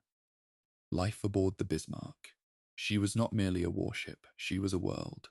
To understand what happened aboard the Bismarck during those 9 days at sea, in May 1941, you have to first understand what it meant to live inside her. Because the ship was not simply a weapon that human beings operated from a distance. She was an enclosed universe of steel, sound, and routine, in which more than 2,000 men spent nearly every waking and sleeping hour of their operational lives. The Bismarck was 250 meters long and 36 meters wide, roughly the dimensions of a very large office building turned on its side and placed in the water. Within that space existed a hierarchy as precisely structured as any medieval court, from the admiral and the captain at its apex to the teenage stokers and mess hands at its base. Every man had a bunk, a station, a duty roster, and a precise place in the order of things. The ship was not simply where they worked. For the duration of the deployment, it was everything they had. The most junior members of the crew occupied the lowest and most uncomfortable spaces in the ship. The boiler rooms, deep in the hull, were places of heat and noise. Vast chambers where the 12 high-pressure boilers that drove the Bismarck's turbines demanded constant human attendance. Stokers like the young Johannes Zimmermann, who would later recall the moment of learning they were about to engage the Hood, worked in an environment of industrial intensity, monitoring pressure gauges, managing fuel feed rates, and responding to the orders of the engineering watch officers with a speed that left no room for reflection. The temperature in the boiler rooms under full power steaming reached levels that made the freezing North Atlantic air, glimpsed during brief moments on the upper deck, feel almost impossibly foreign. These were men who fought the Battle of the Denmark Strait without seeing it, who knew the ship was in action only through the vibration in the deck, plates, and the orders that came down through the voice pipes, and the distant, enormous concussions that the main guns produced when they fired. The whole ship shuddered each time an 8-turret salvo went out. Below decks, in the dark, you could feel the war without seeing it. The gunnery division inhabited a different world again, one of precision and controlled tension. The Bismarck's main battery fire control system was among the most sophisticated in service in the world at that time, combining optical rangefinders, a mechanical fire control computer, and a system of electrical transmission that allowed the ship's gunnery officers to aim and fire all 4 twin turrets from a single centralized director. The gunnery officers who operated this system had trained for months in the Baltic, conducting live fire exercises against towed targets at ranges that challenged the system's limits. They were proud of their accuracy. The engagement in the Denmark Strait, where the Bismarck's 5th salvo found the Hood, confirmed that the pride was not misplaced. But the system, for all its engineering sophistication, was operated by men. Men who needed sleep, who were affected by cold and exhaustion and fear, and whose performance degraded as the hours at action stations mounted. By the morning of the 27th of May, after 2 days and nights of continuous alert, the gunnery teams were a fraction of what they had been on the fresh morning of the 24th. The machine remained the same. The men inside it had changed. The officers' spaces gave the Bismarck a quality that junior ratings rarely glimpsed, a layer of professional life that moved at a different pace and with a different set of anxieties. Captain Ernst Lindemann maintained his composure through the events of the Denmark Strait, and the days that followed, with the particular, contained steadiness that his crew depended on. Those who served close to him noted that he kept the same routine, ate at the same times, moved through the ship with the same measured authority, even as the situation outside the hull deteriorated. He was not a man who expressed doubt in the presence of his crew, whether or not he felt it, and the evidence suggests that he did, given the reported tensions between himself and Lütjens over tactical decisions. He did not show it. The relationship between a captain and his crew is one of the most complex human bonds that exists in any institution, and on a warship in wartime, it carries a weight that has no civilian equivalent. Lindemann bore that weight for more than 2,000 men. He bore it until the end. Admiral Lütjens occupied the apex of the command structure aboard the Bismarck, but the relationship between him and the crew was of an entirely different character from Lindemann's. Where Lindemann was known and trusted, Lütjens was remote, not through cruelty or contempt, but through a quality of internal withdrawal that the men around him found difficult to reach. He had led successful operations earlier in the war and had demonstrated the professional capabilities that justified his rank. But the accounts left by survivors describe a man who seemed, during Operation Rheinübung, to be carrying a knowledge of the future that coloured every word he spoke and every order he gave. When he addressed the crew over the ship's intercom after the Battle of the Denmark Strait, announcing that they had sunk the Hood, the pride of the Royal Navy, and would now be hunted by every ship the British could put to sea, he did not soften the message. He told them the truth in its full, cold dimensions. Whether this was a mark of respect for the crew's intelligence, or an expression of the fatalism that seemed to have settled on him before the operation even began, is impossible to say. The men who heard it drew different conclusions. Some were galvanized, some were frightened, most were both. The daily routine of the ship, the watches, the meals, The maintenance tasks that continue regardless of operational tempo was the mechanism by which 2,000 people managed to share a confined space without the human frictions tearing the community apart. Ships at sea develop their own internal cultures with remarkable speed, because the conditions that enforce physical proximity also enforce social negotiation. On the Bismarck, the culture was shaped by the particular blend of professional pride, institutional discipline, and the specific camaraderie that develops among people who know they are doing something genuinely dangerous. The mess decks, the communal eating and living spaces for junior ratings, were places of noise and humour, and the playing of cards and the writing of letters that might or might not ever be sent. The letters are among the most moving documents of the entire episode. Young men writing to mothers, to girlfriends, to fathers they had not seen since before the war, finding words for situations that no ordinary vocabulary was equipped to describe. The letters that were written but never posted, recovered years later from the wreck or from families who kept them, are not grand. They are human. They are about small things. The quality of the food, a joke told by a shipmate, a memory of somewhere ordinary. They are the most honest record of what it was actually like to be inside the Bismarck. The medical department of the ship occupied spaces below the waterline. A deliberate design choice, placing the most protected spaces at the lowest points of the ship, where the armor belt provided maximum cover.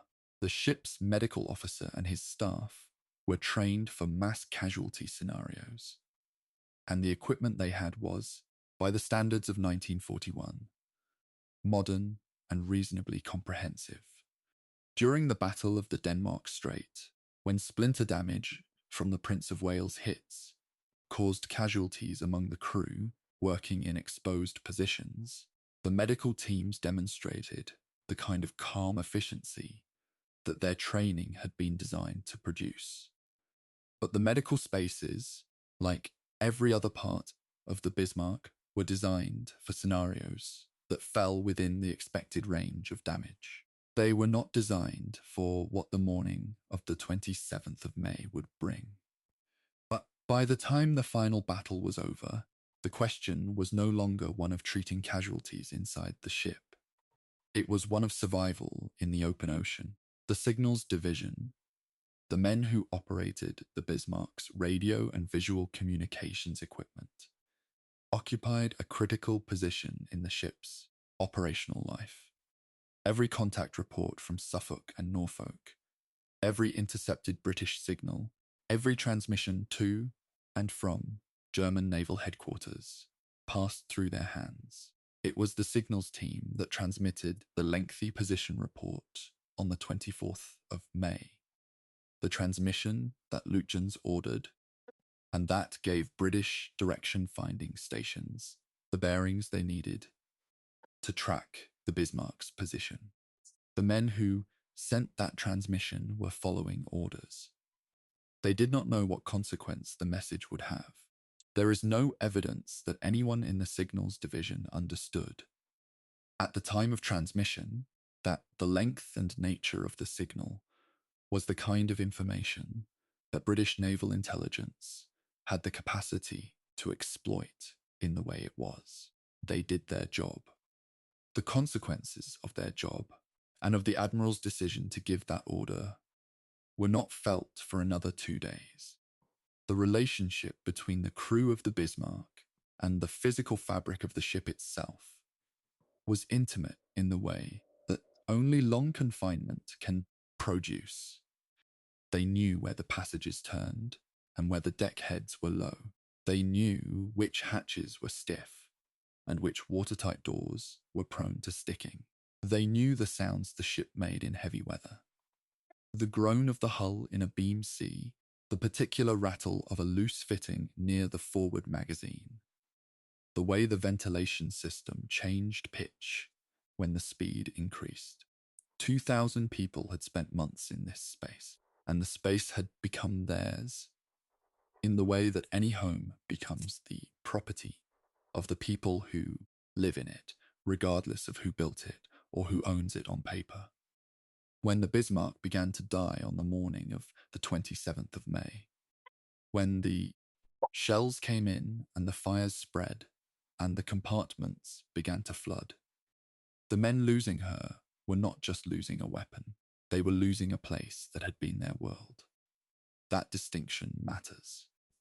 It does not change the history, but it changes the meaning of the history. The 2,000 men inside the Bismarck were not abstractions. They were people, and they were about to experience the end of the only world they had known for the past year of their lives. The ship that sailed from Gotenhafen on the 18th of May, 1941, was not simply a sum of its technical specifications. It was a community, hierarchical, disciplined, proud, and ultimately mortal.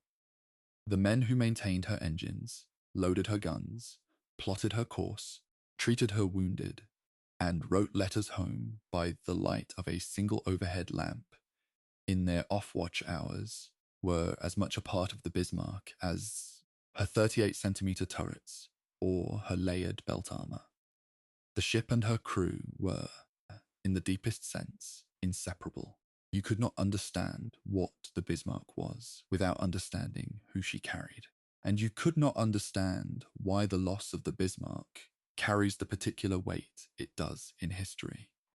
Felt across generations, inspiring books and films and expeditions to the deep sea, without reckoning honestly with the fact that more than 2,000 human lives were inside her when she went down. That is the number. That is the weight. And we carry it through the rest of this story with the attention it deserves. Chapter 8. The Hunters Assemble. Britain's Desperate Mobilization. In the hours after the Hood went down, something shifted inside the Royal Navy that went beyond operational orders. The loss of the Hood was not simply a tactical setback. It was a blow to an institution's sense of itself.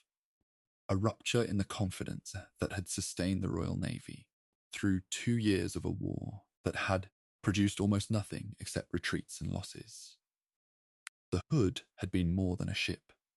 She had been a statement, a 30-year-long advertisement for the premise that British sea power was unassailable. That premise had just been destroyed in less than 3 minutes in the Denmark Strait, along with more than 1,400 men. Tovey at Scapaflow was a professional who could set the ob-emotional weight aside and focus on the operational mathematics.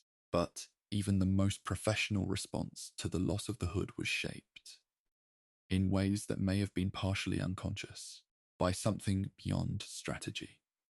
The Bismarck had to be caught not only because she was dangerous. She had to be caught because of what it would mean if she was not. The mobilization that followed the Battle of the Denmark Strait was one of the largest fleet operations in Royal Navy history. At its peak, the hunt for the Bismarck involved 5 battleships, 2 aircraft carriers, 4 heavy cruisers, 7 light cruisers, and more than 20 destroyers. These ships were drawn from multiple commands and theatres, redirected from other duties, refueled at sea or at the nearest available port, and sent converging on the last known position of a single ship that was, as of the morning of the 25th of May, temporarily out of contact. The logistics of assembling that force across the distances involved with the communication technology available in 1941 was an achievement that deserves to be noted alongside the tactical drama that commands most of the attention. Signals crackling across the Atlantic, destroyer captains receiving redirecting orders in mid-ocean and turning their ships through tight, spray-soaked circles. Fuel states calculated and recalculated as the geometry of the pursuit became clearer. then suddenly less clear, then clearer again. It was an immense, distributed act of institutional coordination, and it was happening under the pressure of hours rather than days. Tovey himself was a figure whose character shaped the pursuit at every level.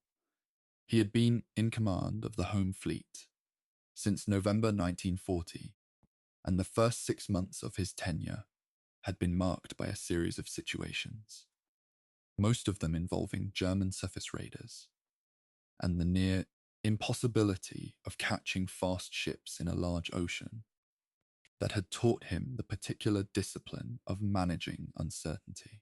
He was not a man who panicked.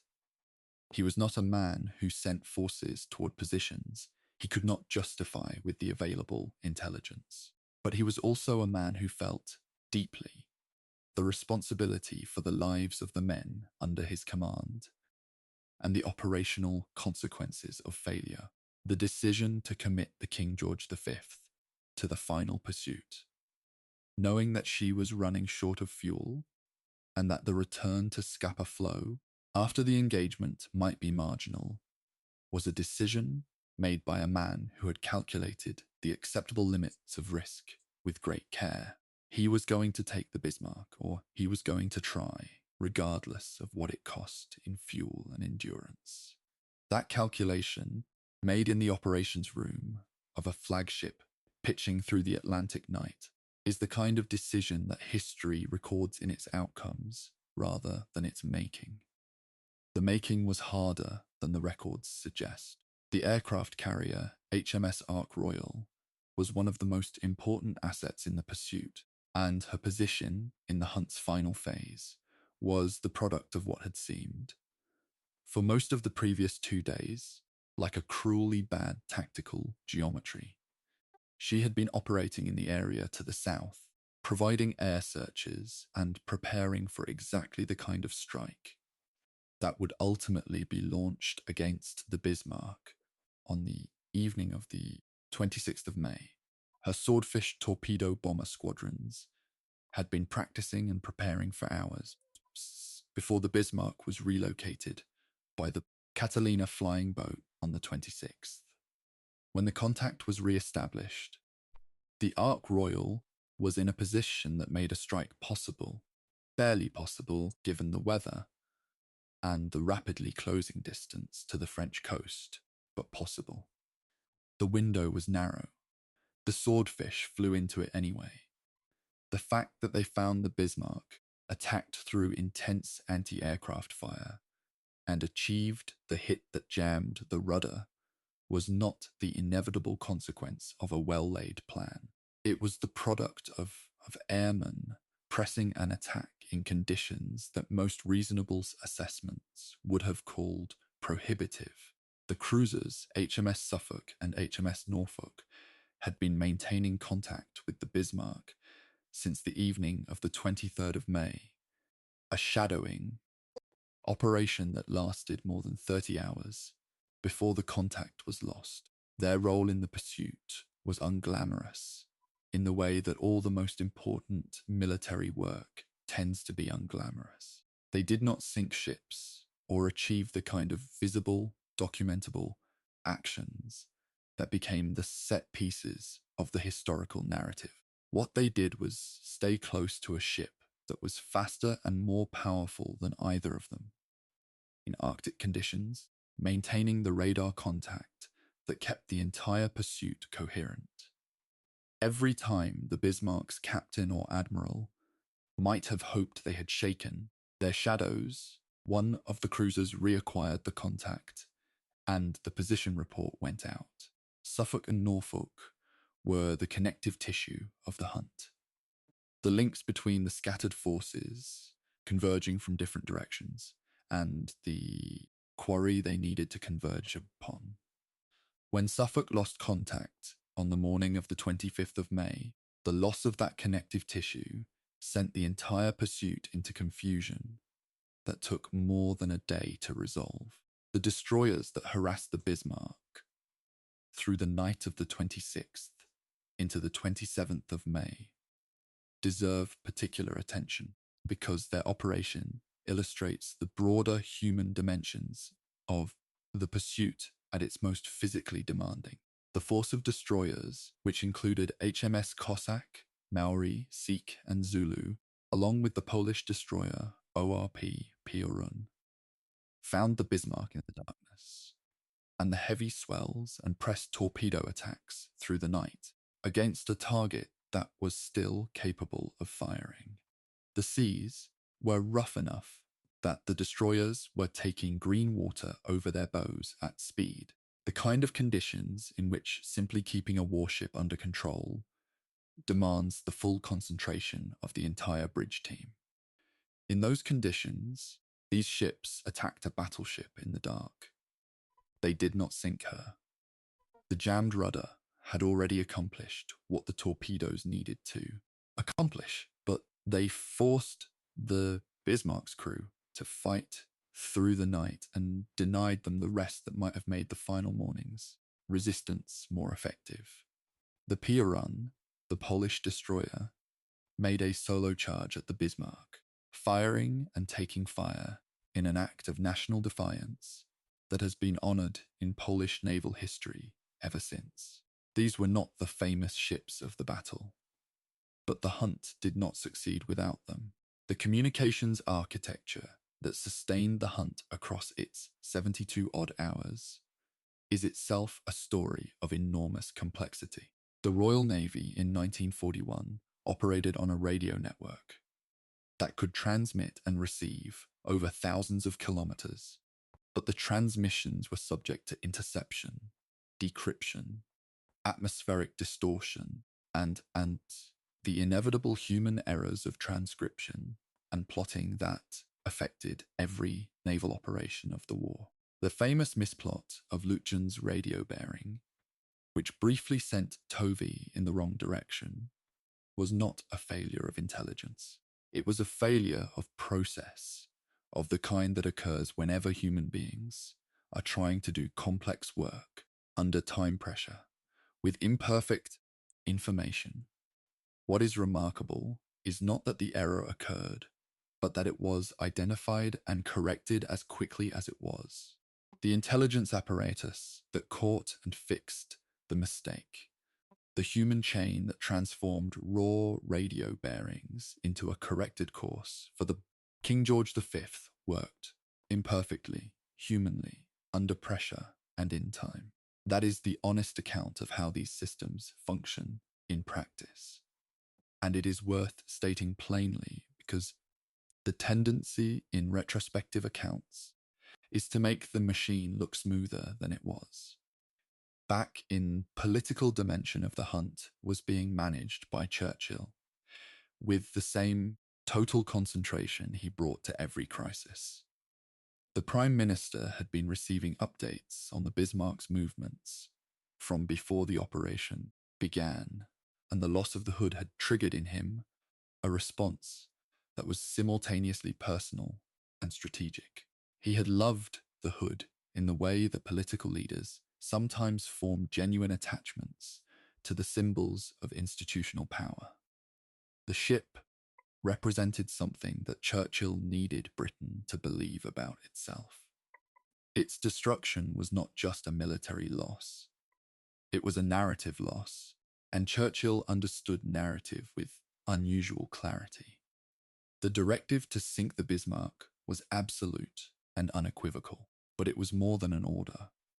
It was an expression of the understanding that the war being fought in the Atlantic was not only about ships and tonnages and convoy routes. It was about which side's story of itself would survive the encounter with reality. If the Bismarck reached France, if she sank the Hood and escaped, the story the Germans were telling about themselves would gain a confirmation that would reverberate through every neutral capital in the world. Churchill would not allow that story to have that ending. The Royal Navy was going to provide a different one.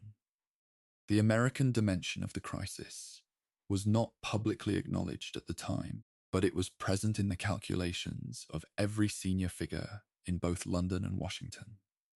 The United States as of May 1941, had not yet entered the war. But the relationship between the Roosevelt administration and the Churchill government had been developing toward a form of committed partnership that stopped just short of open alliance. American destroyers were already escorting convoys partway across the Atlantic. American shipyards were building ships under the Lend-Lease arrangements that Congress had passed in March of 1941. The question of whether and when America would formally enter the war was one that Churchill knew would be answered partly by events at sea. A string of German naval successes, the Hood sunk, the Bismarck loose in the Atlantic, convoy routes under serious threat, would not help the argument for American intervention. A German defeat, visible and clear, would help it enormously. Churchill was fighting a military battle and a political one simultaneously. The Bismarck was the point where the two battles converged. The men who were physically executing the hunt, the officers and ratings on the cruisers, and destroyers and battleships that were closing in on the Bismarck from multiple directions, were not thinking about any of this. They were thinking about fuel states, bearing angles, the state of their engines, the weather, the range to target. They were doing the work that makes strategy possible at the level of individual human beings inside steel hulls in a cold and angry sea.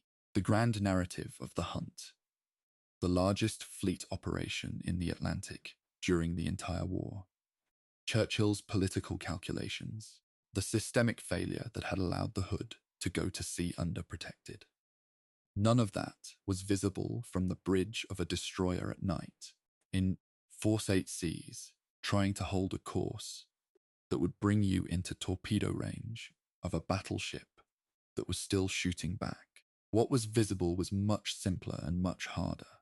The task immediately ahead, the men alongside you, and the knowledge that the work needed to be done. That is the level at which most of history is actually made.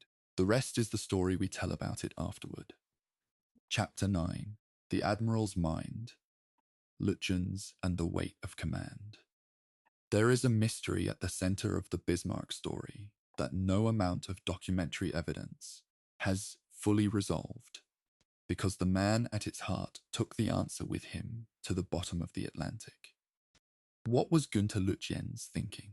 He was born in the spring of 1889 in Wiesbaden.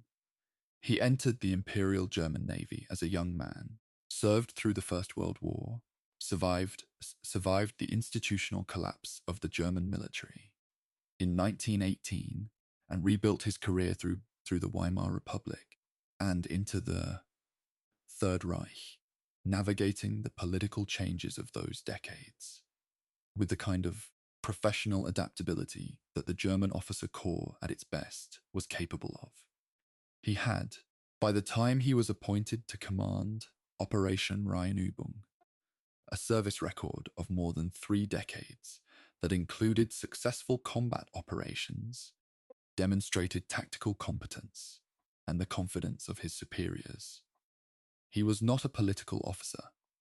Several accounts note that the Kriegsmarine was the least ideologically saturated of the German armed services, and that Lütjens himself was not a figure of fervent political commitment in the way that some of his contemporaries were. He was a naval officer who had become very senior and who had been given the most consequential assignment of his career. And he sailed into it carrying something that the people around him could feel but not name. A quality of already knowing, of having seen the end of the film before the opening scene was finished. The question of what Lütjens knew, and when he knew it, runs through every analysis of the decisions he made during Operation Rheinübung. Before departure, he had expressed reservations about the operation's timing, the absence of the Scharnhorst and Gneisenau from the task force, the unready state of the Tirpitz, the inadequacy of air cover for a sustained Atlantic operation. Those reservations were registered and overruled. He was a man who had said what he thought to the people with authority to change things, had been told no, and had then proceeded to do his duty regardless. That sequence, protest, override, compliance, is common in military organizations. But the consequences of being overruled are not evenly distributed. The staff officer who loses an argument about operational timing and returns to his desk is in a different situation from the admiral who loses the same argument and then has to execute the operation himself at sea. Lütjens was in the second position. Whether that context explains his behavior during the operation, the lengthy radio transmission, the apparent withdrawal behind professional formality, the fatalistic communiques, is a question that historians have approached from every available angle without achieving consensus. His relationship with Captain Lindemann was one of the defining human tensions of the operation. Lindemann was the ship's captain, responsible for the Bismarck's safety and the welfare of her crew, in the intimate, daily sense that a captain bears that responsibility aboard any vessel. Lütjens was the fleet commander, responsible for the operation as a whole, for its strategic objectives and operational decisions. The two roles coexist on a warship, but they are not identical, and when they pull in different directions, the friction can be severe.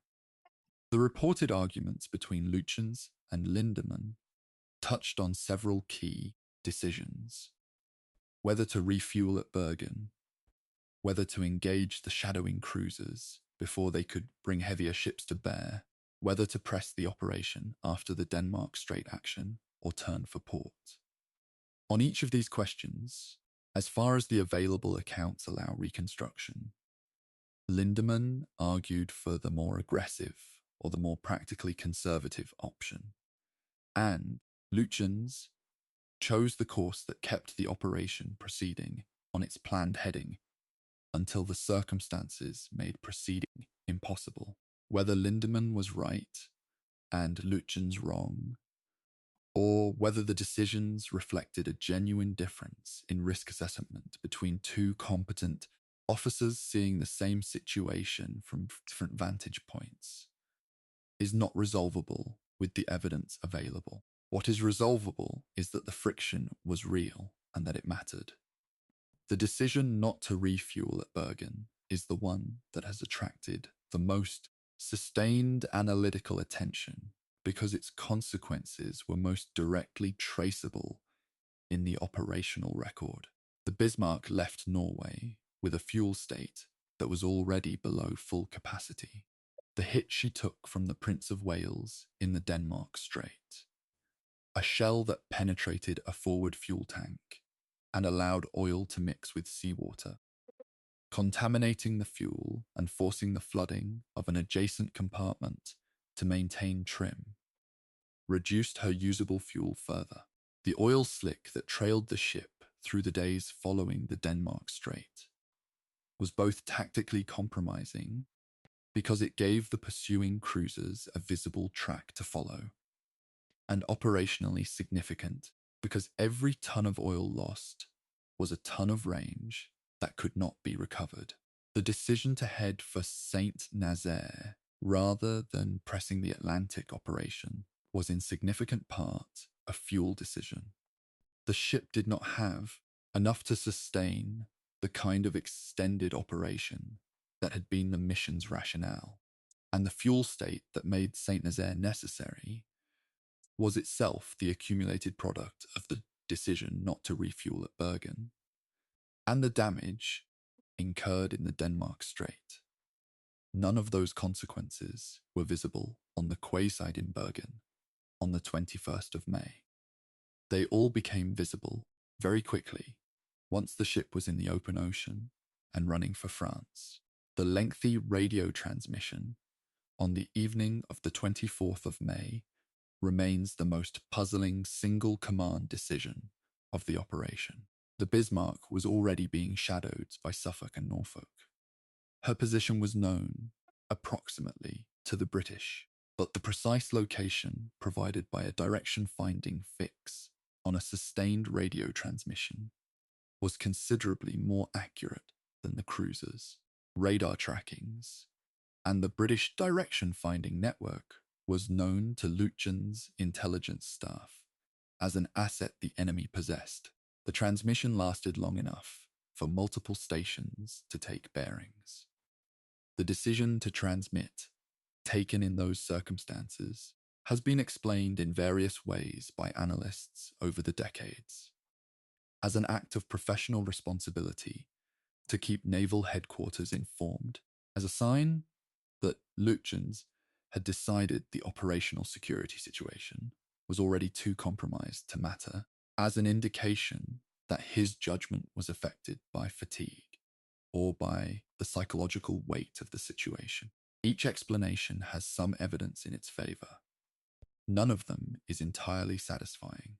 The most honest answer may be that the decision was the kind of mistake that occurs when a brilliant professional mind is operating under a level of stress and exhaustion that corrupts the normal decision-making architecture.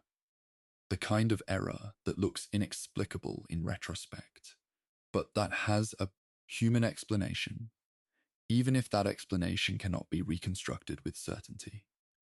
After the Denmark Strait, Lütjens' communications with his crew took on a quality that survivor accounts describe as remarkable for its directness. When he announced over the ship's address system that they had sunk the Hood, he immediately followed it with the information that the entire Royal Navy would now be hunting them. He did not soften the message. He did not offer reassurances he could not justify. He told the crew of more than 2,000 men the truth of their situation with a bluntness that could be read as respect or as resignation, and which may have been both simultaneously. His subsequent messages to German naval headquarters were similarly unvarnished. He reported the fuel situation, the damage state, the decision to head for France, and his assessment that the operation's objectives could no longer be achieved in their original form. The messages were professional and precise. They were also, reading them with the awareness of what was coming, the communications of a man who was making his record for posterity. He was filing the papers that would allow future historians to understand what had happened and why, because he knew that he himself would not be available to explain. That knowledge, if it was knowledge, and the evidence suggests it was, casts everything Lütjens did in the final days of the Bismarck's life in a particular, somber light. The decision-making aboard the Bismarck during the final 2 days of the ship's life illustrates a dynamic that military history returns to repeatedly but rarely analyses with full honesty. The relationship between institutional authority and individual judgment under conditions of extreme stress. Lütjens had authority. Lindemann had judgment about the ship. The men who worked the machinery had knowledge about what the ship could and could not do in its damaged state that no flag officer standing on the bridge could fully possess. Information flows upward in military hierarchies with a built-in loss at each level of seniority. Not because senior officers are less intelligent, but because the further from the work you are, the more the information has been filtered and summarized and shaped by the people who pass it to you. Lütjens was making decisions about a ship whose actual state of health he could only know through the reports of the people responsible for it, and those reports, however accurate and professional, were a representation of a physical reality rather than the reality itself. This is not a unique pathology of the Bismarck's command structure. It is the permanent condition of military decision-making. The Bismarck simply demonstrated its consequences with unusual clarity. His final hours are documented with the particular kind of fragmentary clarity that comes from the accounts of the very few who were there and survived. He sent his final signals to German naval headquarters on the night of the 26th of May. He knew what the morning would bring. The destroyers pressing their attacks through the darkness were not going to sink the Bismarck. Their torpedoes were too light for that. But they were announcing the presence of heavier ships somewhere beyond the horizon. The King George V and the Rodney were out there in the dark, and anyone who could do the arithmetic knew where they would be by dawn. Lütjens had done the arithmetic. He continued to command. He continued to be present on the bridge. He continued, as far as the evidence allows reconstruction, to be the professional that 35 years of naval service had made him. There are no dramatic last words attributed to him that can be confirmed by independent sources. There is only the record of what he did and the decisions he made, and the silence where the explanation should be. He went down with the Bismarck on the morning of the 27th of May, 1941, and took the answers with him. In the decades since, military historians and naval analysts have constructed assessments of Lütjens' command performance that range from highly critical, focusing on the Bergen refueling failure and the radio transmission as decisive errors, to considerably more sympathetic, emphasizing the structural impossibility of the mission he was given, and the degree to which the outcome was determined by factors outside any individual's control. Both assessments contain genuine insight. The errors were real and their consequences were traceable, but the structural context was also real. Lütjens was operating in an impossible operational environment with inadequate forces against an enemy who had multiple advantages of numbers, intelligence, and geography. The honest verdict is probably that Lütjens made some decisions that contributed to the outcome, and that the outcome was, at least in part, determined by decisions made months and years before the operation began.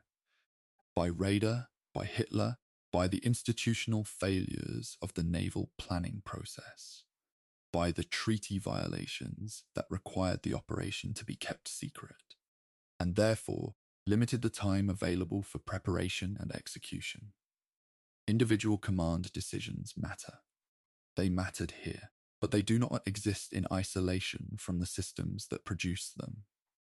The story of Lütjens is also, inescapably, the story of an institution that sent a man to do something it had not given him the tools to do, and then, when the tools proved inadequate, had no one left to explain what had gone wrong. Günther Lütjens was 51 years old when the Bismarck went down.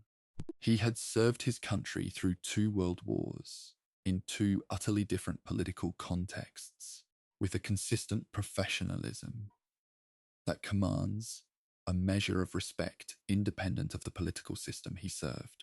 The last signal he is reported to have sent to German naval headquarters contained, among its operational contents, a phrase that expressed something beyond the professional. It expressed the knowledge of an end. What he had been, what he had done, what he had failed to prevent. All of it went to the bottom of the Atlantic with him, 800 meters into the sea. The mystery at the center of the Bismarck story remains. It will always remain. That is, in its own way, appropriate. Some of the most important questions in history do not have answers. They have only the weight of the silence, where the answers should be. Chapter 10. The fatal torpedo, swordfish, and the broken rudder. There are moments in history when the outcome of enormous events is decided by something that, examined in isolation, seems far too small to carry that much weight. On the evening of the 26th of May, 1941, a biplane torpedo bomber flying at low altitude through a gale over the North Atlantic struck the Bismarck in a location that no gunnery officer's calculation, no fleet deployment, no intelligence operation could have guaranteed.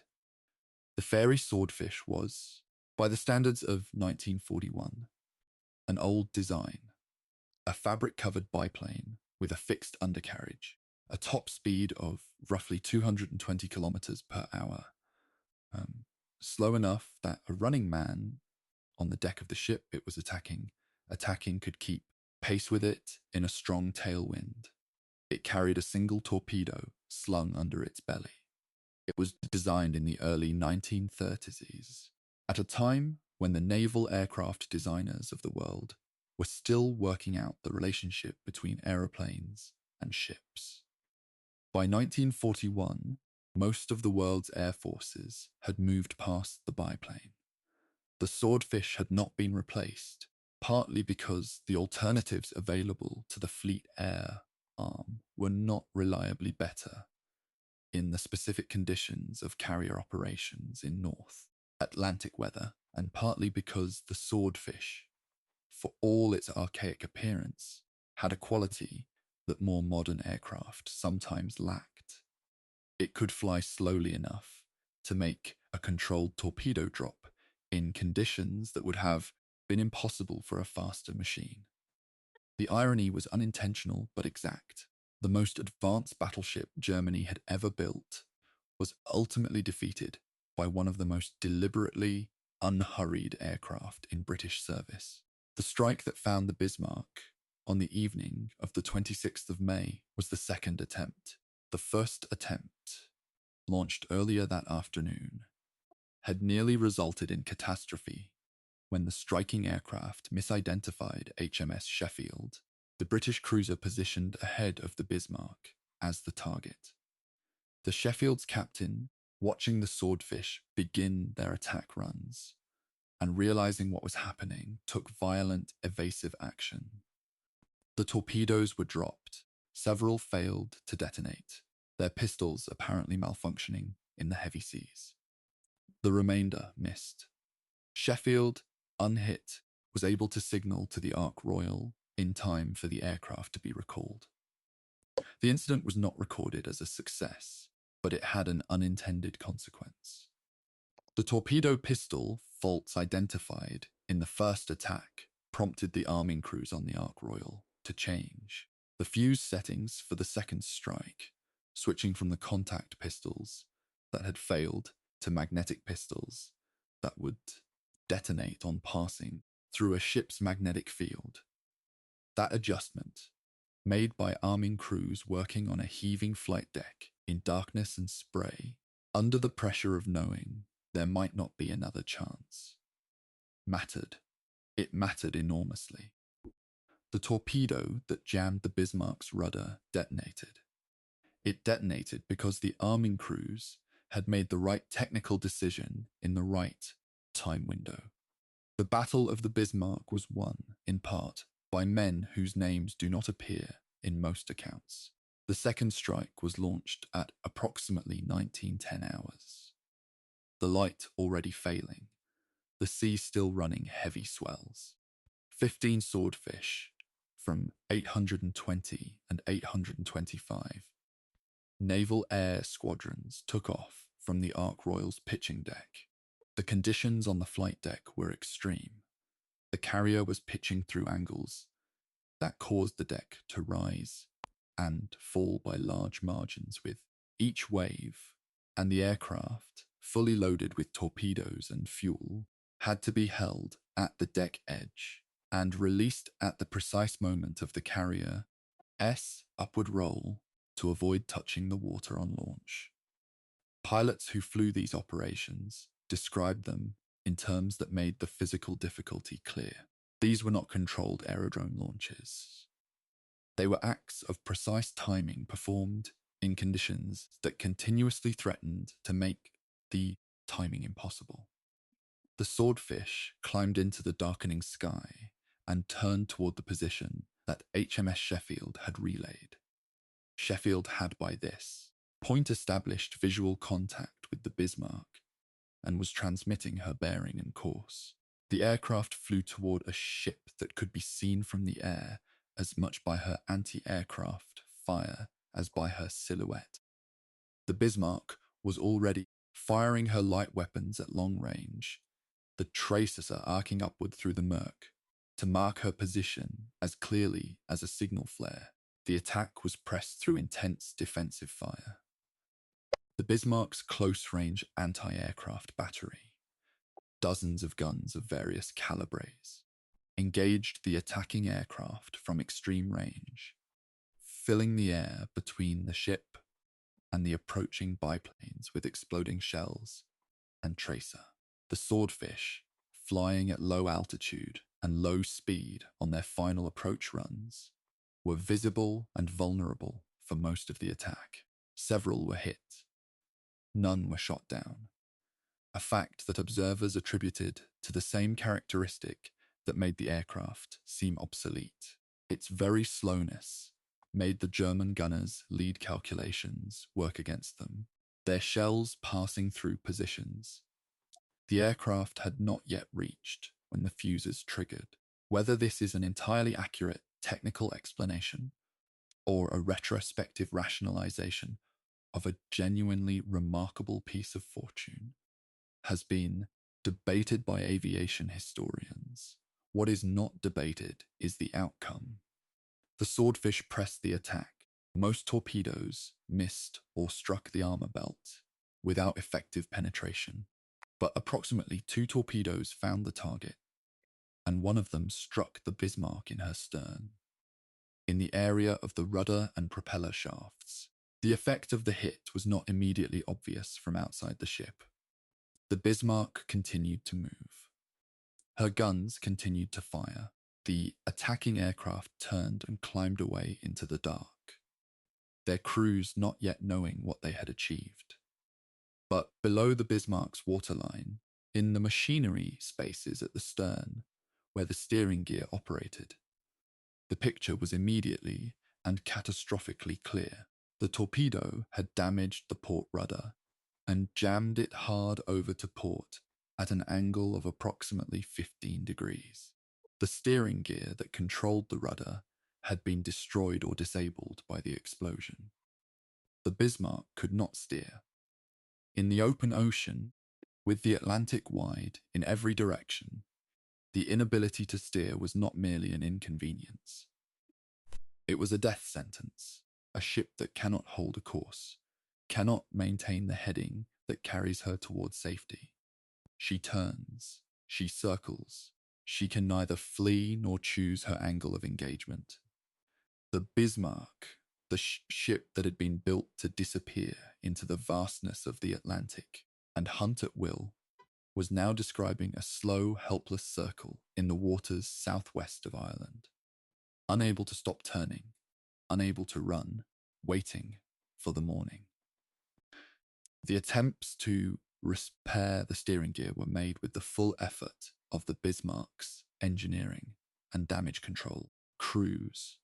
Divers went into the flooded stern compartments in the dark, in rough seas, attempting to assess and repair damage that the impact of the torpedo had rendered almost certainly beyond repair in the available time. Work parties fought against flooding water and the physical chaos of a damaged compartment deep in the hull of a moving ship to reach the steering gear and evaluate its condition. The assessment when it came back to Lütjens and Lindemann was stark. The damage could not be repaired at sea, not in these conditions, not in the time available.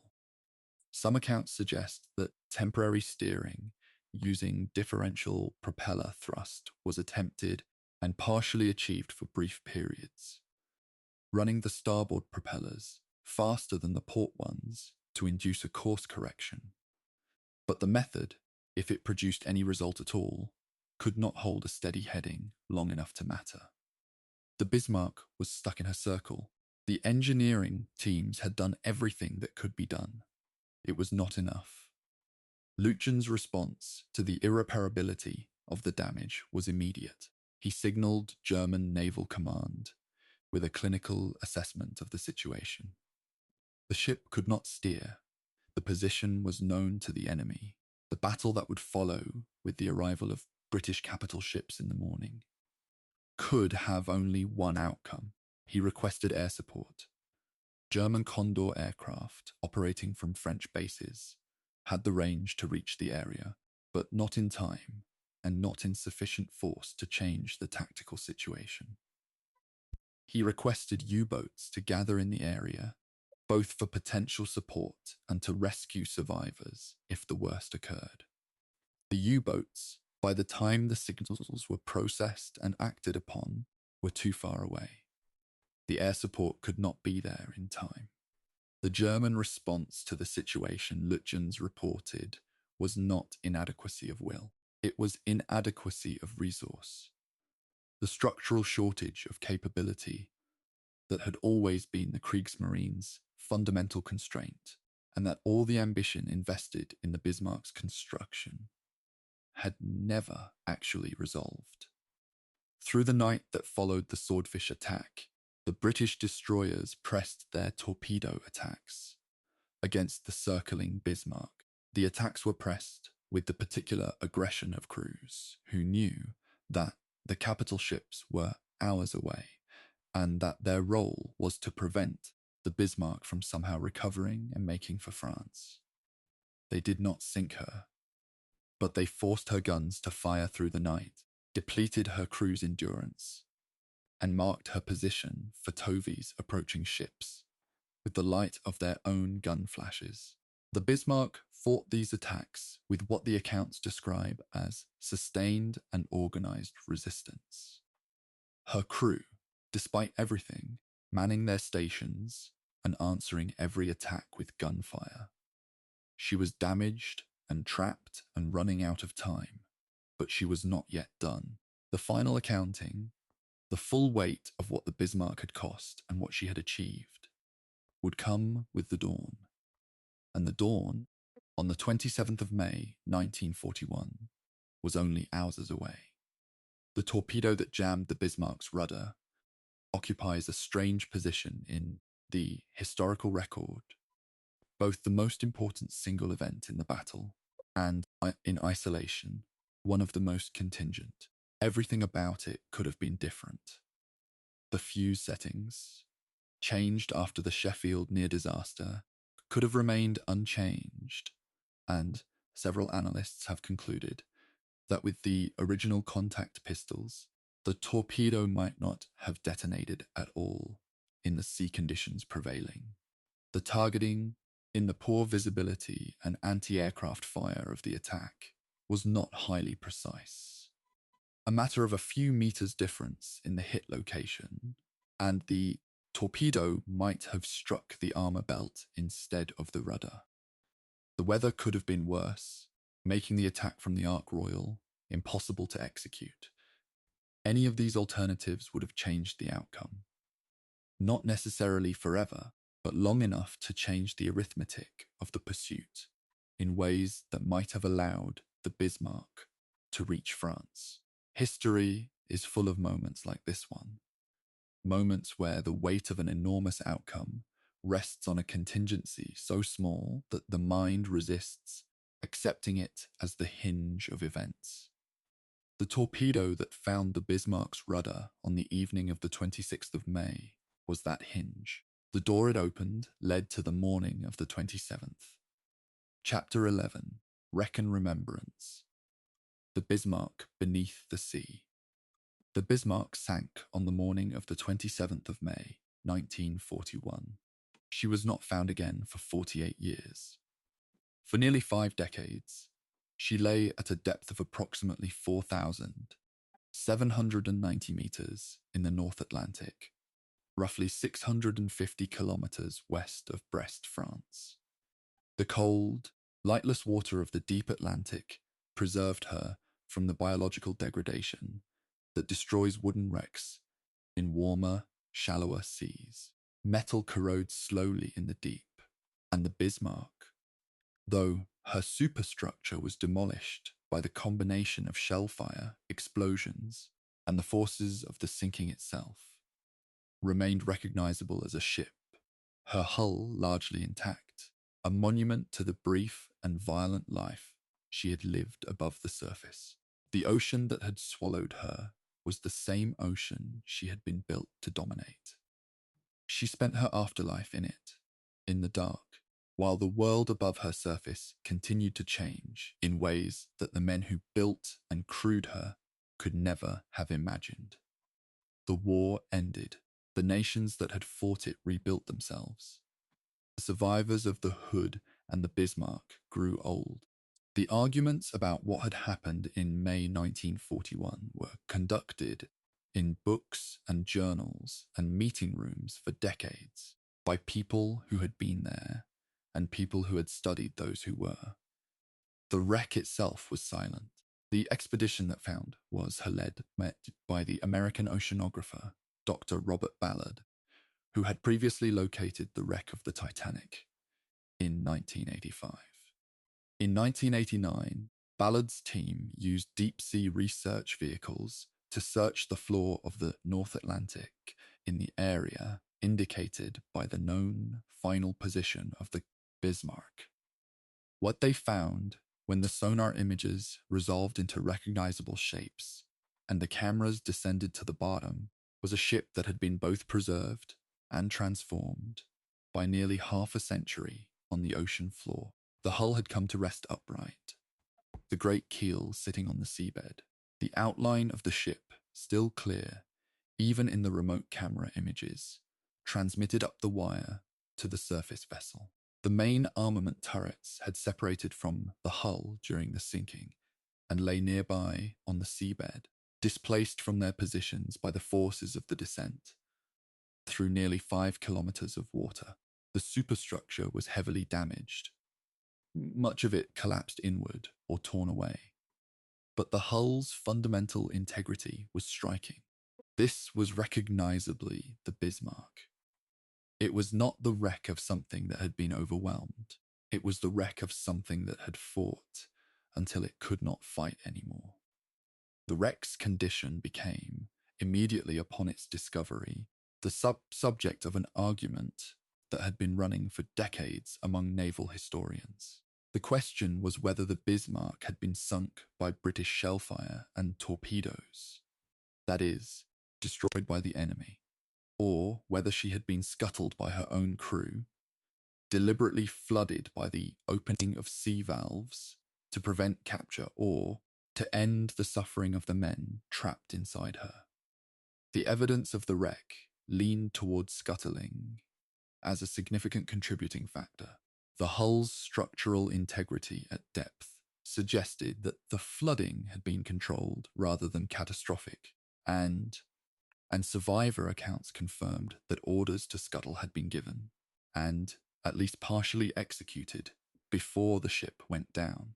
The British Navy maintained that the Bismarck was sunk by its guns and torpedoes. The German survivors maintained that the crew scuttled her. The evidence supports a conclusion that is, perhaps appropriately, not entirely satisfying to either side. Both things happened. The ship was irreversibly damaged by the British attack and would have sunk within hours, even without human intervention. The scuttling accelerated and perhaps somewhat controlled the final sinking. The Bismarck was destroyed by her enemies and scuttled by her crew. These are not mutually exclusive. The discovery of the wreck had an emotional dimension that the scientific and historical analyses could not entirely contain. Ted Briggs, one of the 3 survivors of HMS Hood, was alive in 1989. He had spent nearly 50 years carrying the particular weight that only survivors of mass casualty events carry. The knowledge of having lived when 1,400 others had not, the obligation to remember, the responsibility of being the living record of something that most people knew only as history. The discovery of the Bismarck and the subsequent discovery of the Hood's wreck in 2001 by David Mearns brought the events of May 1941 back to the surface of public attention with an immediacy that surprised some and moved almost everyone. The wrecks are war graves. Both the British and German governments have issued formal designations that protect the sites from disturbance. The men who went down inside these hulls are not merely historical figures. They have families. Some of their children are still alive. The designation of the wrecks as protected sites is both a legal measure and a statement about how the living choose to relate to the dead. That the men inside those hulls are entitled to rest undisturbed in the ocean that became their grave. The forensic analysis of the wreck conducted over the decades since its discovery has refined the historical record in ways that matter for understanding what actually happened in the final minutes of the Bismarck's life. The pattern of damage on the hull, the location and nature of shell penetrations, the evidence of internal explosions, the state of the armor in various sections, allowed analysts to reconstruct the sequence of the final battle with a precision that survivor accounts alone could not provide. The conclusion that emerged from the most rigorous analyses, including work conducted by naval architects and forensic engineers who examined the underwater imaging data, with technical tools unavailable to earlier researchers, was that the Bismarck's armor had been penetrated in multiple locations, that her machinery spaces had been extensively damaged, and that the ship was taking on water at a rate that made eventual sinking inevitable. The scuttling did not save her from the British guns. The British guns had already done what needed to be done. The scuttling, in the end, was an act by men who had been placed in an impossible situation, by decisions made far above their level, men who chose the manner of the end rather than waiting for it to be chosen for them. The survivors of the Bismarck, 114 men out of a crew of more than 2,000, were rescued by British and German vessels in the hours and days following the sinking. The circumstances of the rescue were brutal in the way that all open ocean survival situations are brutal. Cold water, fuel oil, the physical trauma of the ship's destruction, and the psychological shock of having lost the world they had been living in. The British cruisers and destroyers that were first on the scene began pulling men from the water. The rescue was interrupted. Accounts differ on exactly why and by whom, and some men who might have been saved were not. The German submarine, U-74, and the German weather ship Sachsenwald later recovered additional survivors. The ratio of survivors to dead, 114 to more than 2,000, is the number that most starkly communicates the scale of what happened. For the families of the men who did not come back, that number is not history. It is the answer to a letter that was never answered, a door that was never opened again. The wreck of the Bismarck was visited again in 2001 by an expedition that included James Cameron, who had previously directed the 1997 film about the Titanic, and by David Mearns, the marine archaeologist, who also located the wreck of the Hood in the same year. The Cameron expedition produced detailed imaging of the wreck using remotely operated vehicles equipped with high-definition cameras, and the footage was incorporated into a documentary that brought the wreck to a global audience. The images, the great hull lying on the seabed, the turrets displaced nearby, the anchor still hanging in its hawse pipe, as though the ship were simply at anchor in some impossible deep water harbour, had the quality of confronting the viewers with something that the written accounts cannot quite replicate. The ship was real. It was there. It had not dissolved into abstraction or metaphor or historical analysis. It was steel, and it was on the bottom of the Atlantic, and the men who had lived inside it were in there with it. The footage made that undeniable in a way that no amount of prose can fully achieve. The Hood's wreck, found by David Mearns in July of 2001 in the Irminger Basin, presented a very different picture from the Bismarck's.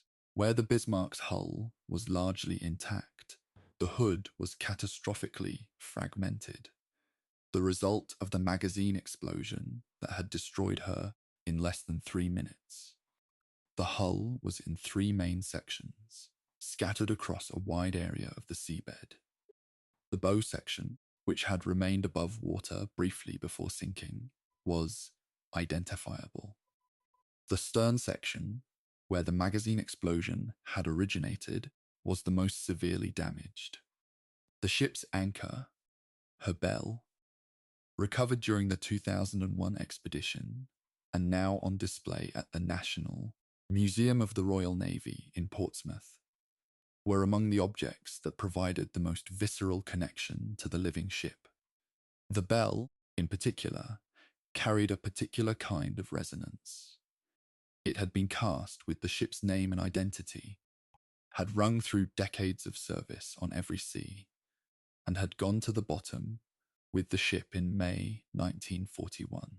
To see it on a display stand in a museum, polished and preserved, is to feel the distance between the object and the event, and to understand that the distance is not erasure.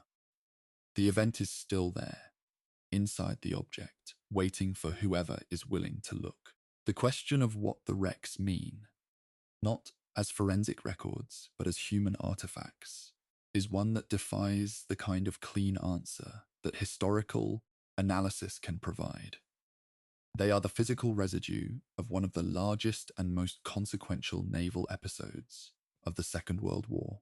They are the graves of more than 1,500 men, more than 1,400 aboard the Hood, and more than 2,000 aboard the Bismarck, with the crucial qualification that some of the Bismarck's crew escaped.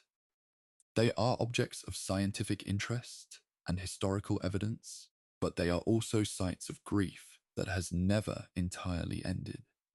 Grief that continues in the families of the men who did not come home. Grief that visits anyone who looks at the images seriously and allows the chapter 13, the survivors.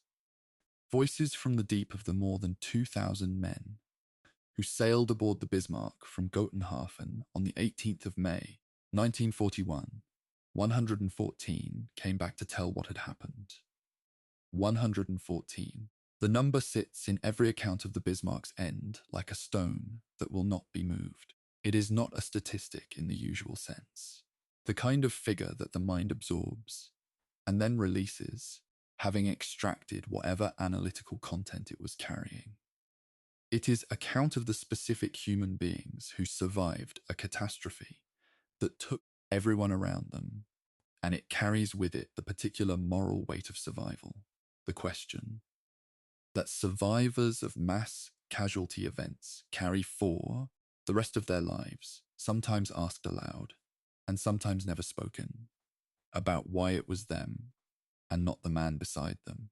The survivors of the Bismarck grew old with that question, and the answers they gave in the decades of interviews and written accounts that followed are among the most important documents in the entire historical record of the engagement, not because they resolve the tactical and strategic questions. Those are answered elsewhere, in the action reports and command analyses and forensic studies of the wreck, but because they restore to the Bismarck her human dimension, which the machinery of historical documentation tends, over time, to erode. The circumstances of the rescue were as chaotic and brutal as everything else about the Bismarck's final hours. When the ship capsized and went under at approximately 10:40 on the morning of the 27th of May, she left behind a wide area of oil-covered sea covered in debris, wreckage, and men. Many of the men who had escaped the ship were already in serious difficulty. Hypothermia begins within minutes in North Atlantic water temperatures, and the men had been fighting through the night before the final battle even began. The British cruiser HMS Dorsetshire and the destroyer HMS Maori moved into the area and began pulling survivors from the water, their crews throwing lines and scrambling nets over the side, hauling exhausted and oil-soaked men up from the sea. The rescue was proceeding when it was interrupted. The report of a submarine contact, whether genuine or the product of the extreme tension of the moment, caused the British ships to abandon the rescue and leave the area at speed. Men who were still in the water, who had seen the rescue ships and were swimming toward them or waiting for lines, were left behind. The German submarine U-74 arrived later and recovered a small number of additional survivors. The German weather ship Sachsenwald took others, but the interruption of the main rescue effort is estimated to have cost lives. How many cannot be precisely determined, but the gap between those who made it to safety and those who did not is partly attributable to the moment when the rescue ships turned away. Among the survivors whose accounts have shaped the historical record, Baron Burkhard von Müllenheim-Rechberg stands out as one of the most significant witnesses. He was the fourth gunnery officer aboard the Bismarck, a young aristocratic officer who survived because he was in the aft section of the ship when the forward bridge areas were destroyed in the final battle. His memoir, published decades after the war, provides a detailed account of the operation from its departure through the Denmark Strait, engagement to the final morning, an account shaped by the professional training of a naval officer and coloured by the particular quality of memory that accompanies extreme experience. He described the moment when the Hood appeared on the horizon in the Denmark Strait, not with the satisfaction of a tactician seeing a favourable position, but with something closer to dread. The recognition of the weight of what was about to happen on both sides of the water. He described the explosion that destroyed the Hood as something that silenced the Bismarck's crew, not with triumph, but with a moment of stunned comprehension. The understanding that the thing which had just happened was beyond the vocabulary of the training exercises that had preceded it. His account of the final battle, the hours of bombardment, the progressive destruction of the ship's fighting capability, the decision to abandon ship, is among the most detailed and honest first-person records of what it was like to be inside a ship that was being destroyed by overwhelming firepower. The three survivors of HMS Hood, Ted Briggs, Bob Tilburn, and Bill Dundas, occupied a different position in the historical record because they were survivors not of a gradual defeat, but of an instantaneous catastrophe. The Hood was there, and then she was not, and the three men who were alive afterward were alive, not because of any particular decision or action they took, but because of where they happened to be standing at the precise moment the magazine exploded. Briggs, who was the last survivor to die, passing away in October of 2008, gave interviews and written accounts across more than 6 decades that consistently returned to the same central fact. He had no memory of the explosion itself. He was on the bridge. There was a flash. The next thing he was aware of was being in the water, the Hood already gone. The gap in his memory between those two moments, the ship and then the sea, is the gap that no amount of historical research has ever been able to fill from the inside, because the only people who experienced it fully are dead. Briggs carried that gap for 67 years. He spoke about it as honestly as language allows. It was not enough. It could never be enough. The survivors of both ships were, in a sense, created by the same event, the Battle of the Denmark Strait and its aftermath, but their experiences of that creation were radically different. The Hood survivors had been removed from the sequence of events at the moment of the explosion, deposited directly into the cold water, with no transition, no preparation, no opportunity to process what had happened before they were in the middle of surviving it. The Bismarck survivors had lived through 3 more days of the operation after the Denmark Strait. 3 days of shadowing, the loss of radar contact, the swordfish attack, the jammed rudder, the night of destroyer attacks, and finally the morning battle. They had experienced the destruction of their ship, not as a sudden catastrophe, but as a progressive, grinding, 3-day accumulation of deteriorating circumstances that ended in an overwhelming bombardment. These are very different psychological experiences of the same larger event, and the accounts they produced reflect those differences in ways that careful reading makes apparent. The Hood survivors described the war as something that happened to them suddenly and without warning from outside. The Bismarck survivors described the war as something that closed around them, gradually and then completely, from every direction. The post-war lives of the survivors were shaped by their experiences in ways that each of them navigated differently, and the variety of those navigations is itself instructive. Some became advocates for commemoration, attending reunions, writing accounts, cooperating with researchers and documentarians to ensure that the events of May 1941 were not forgotten or misrepresented. Some sought distance from the events, building lives in which the war was a closed chapter rather than an ongoing reference point. Some oscillated between the two, drawn back by anniversaries, by the discovery of the wrecks, by the appearance of new books or films, and then retreating again into the ordinary rhythms of peacetime life. There is no single correct way to survive something like this, and the variety of responses among the survivors of both ships demonstrates the range of what human beings are capable of in the aftermath of extreme experience. The important thing, the thing that the historical record owes to these men, is that their experiences are not homogenized into a single narrative of heroism or trauma, but are preserved in their specificity, with the dignity that specificity confers.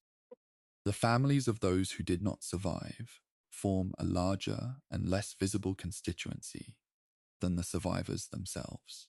The Bismarck carried men from across Germany, from Hamburg and Berlin and Munich, and dozens of smaller towns and villages, and the notifications that went out to their families in the days after the 27th of May were the beginning of a grief that had no public ceremony, no return of remains, no physical grave to visit. The men were at the bottom of the Atlantic. They were not coming home. The families had to construct their mourning around an absence that could not be confirmed visually or touched or placed within the familiar rituals that normally surround death. This kind of grief, the grief of the family of a sailor lost at sea, is one of the oldest forms of human sorrow, and it does not become easier with repetition or familiarity. The wives and mothers and fathers and siblings and children of the more than 2,000 men who went down with the Bismarck mourned in a Germany that was still at war, in a culture that required the public presentation of sacrifice as meaning rather than loss.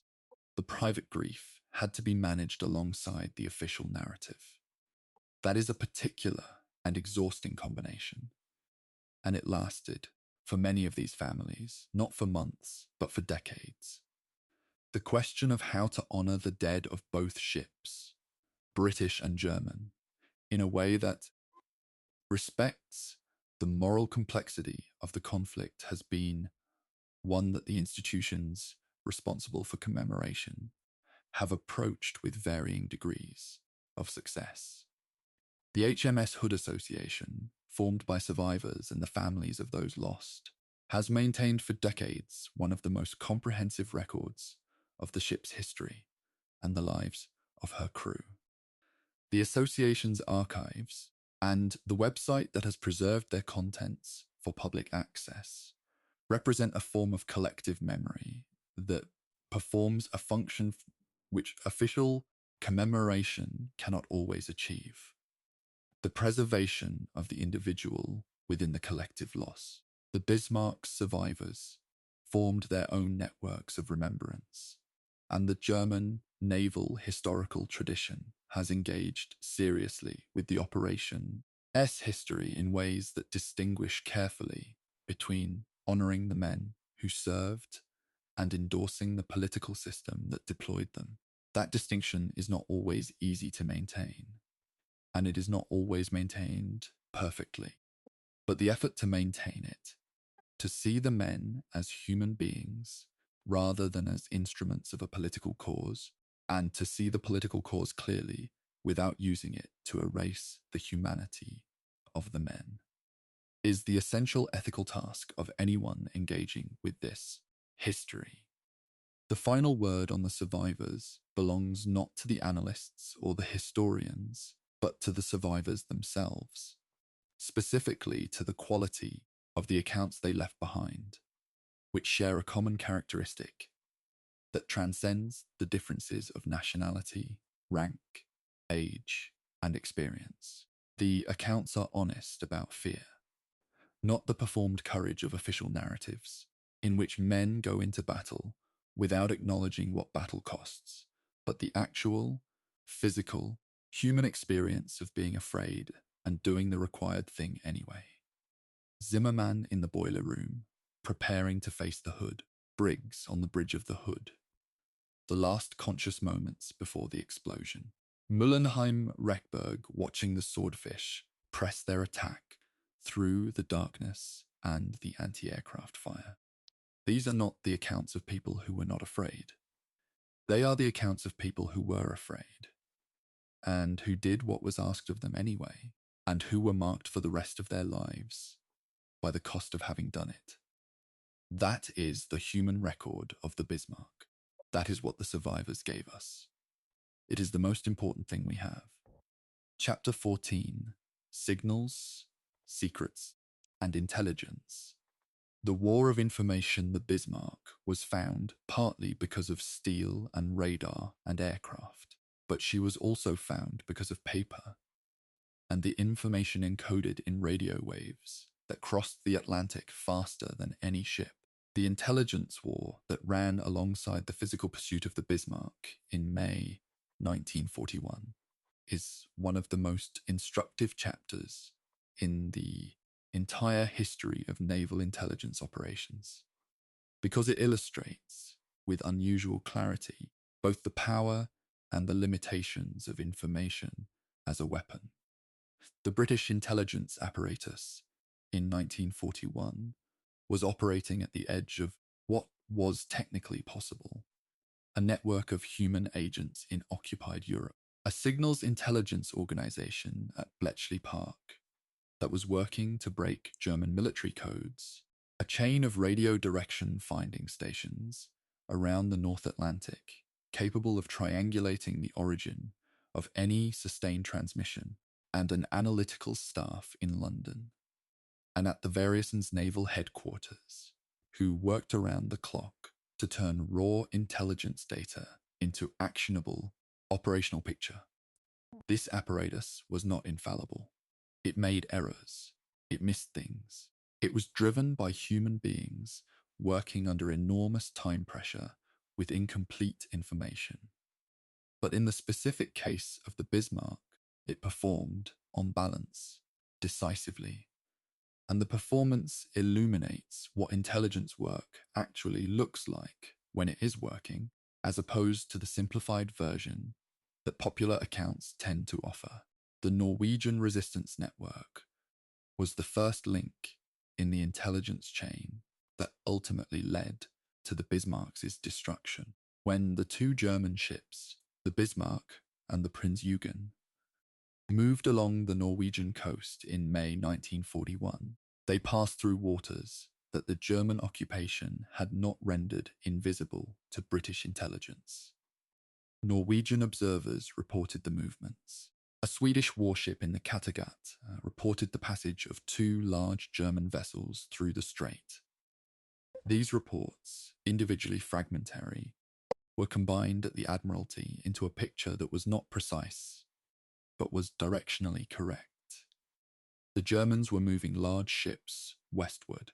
The culminating piece of this early intelligence was the aerial photograph taken by the ARAF Spitfire reconnaissance aircraft that overflew the Bergen fjord on the 21st of May and captured the two German ships at anchor. The photograph, processed and analysed in London, confirmed the identity and the position of the ships with a precision that eliminated the guesswork from the initial response. Tovey knew what he was dealing with. He could begin to position his forces before the Germans were even underway from Bergen. The failure of German signals security, specifically the lengthy radio transmission made by Lütjens on the evening of the 24th of May, has been discussed in several earlier chapters of this documentary, but its intelligence dimension deserves separate treatment because it illustrates a principle that applies far beyond the specific case. Radio direction finding is not a new technology. It predates the Second World War by decades, and any naval command operating in a theatre where the enemy possesses that capability must treat every radio transmission as a potential position disclosure. The German naval code system was sophisticated, and the British could not always break the content of German naval transmissions in real time. But direction finding does not require code breaking. It requires only that a transmission lasts long enough and that the multiple receiving stations are positioned to take bearings. The Bismarck's transmission on the 24th of May lasted long enough. The British direction finding network took its bearings. The fix was passed to Tovey's operations room, and though it was initially misplotted, sending Tovey briefly in the wrong direction before the error was caught, the corrected position was accurate enough to confirm that the Bismarck was heading for France rather than Germany. This piece of intelligence, derived from a single command decision to transmit, at length reoriented the entire pursuit at a moment when the loss of radar contact might otherwise have allowed the Bismarck to reach safety. Bletchley Park, the establishment where Britain's codebreakers worked to penetrate German military communication systems, was not a direct factor in the Bismarck operation in the way that it would be in later operations, because the German naval Enigma codes were not being read consistently in real time during May 1941.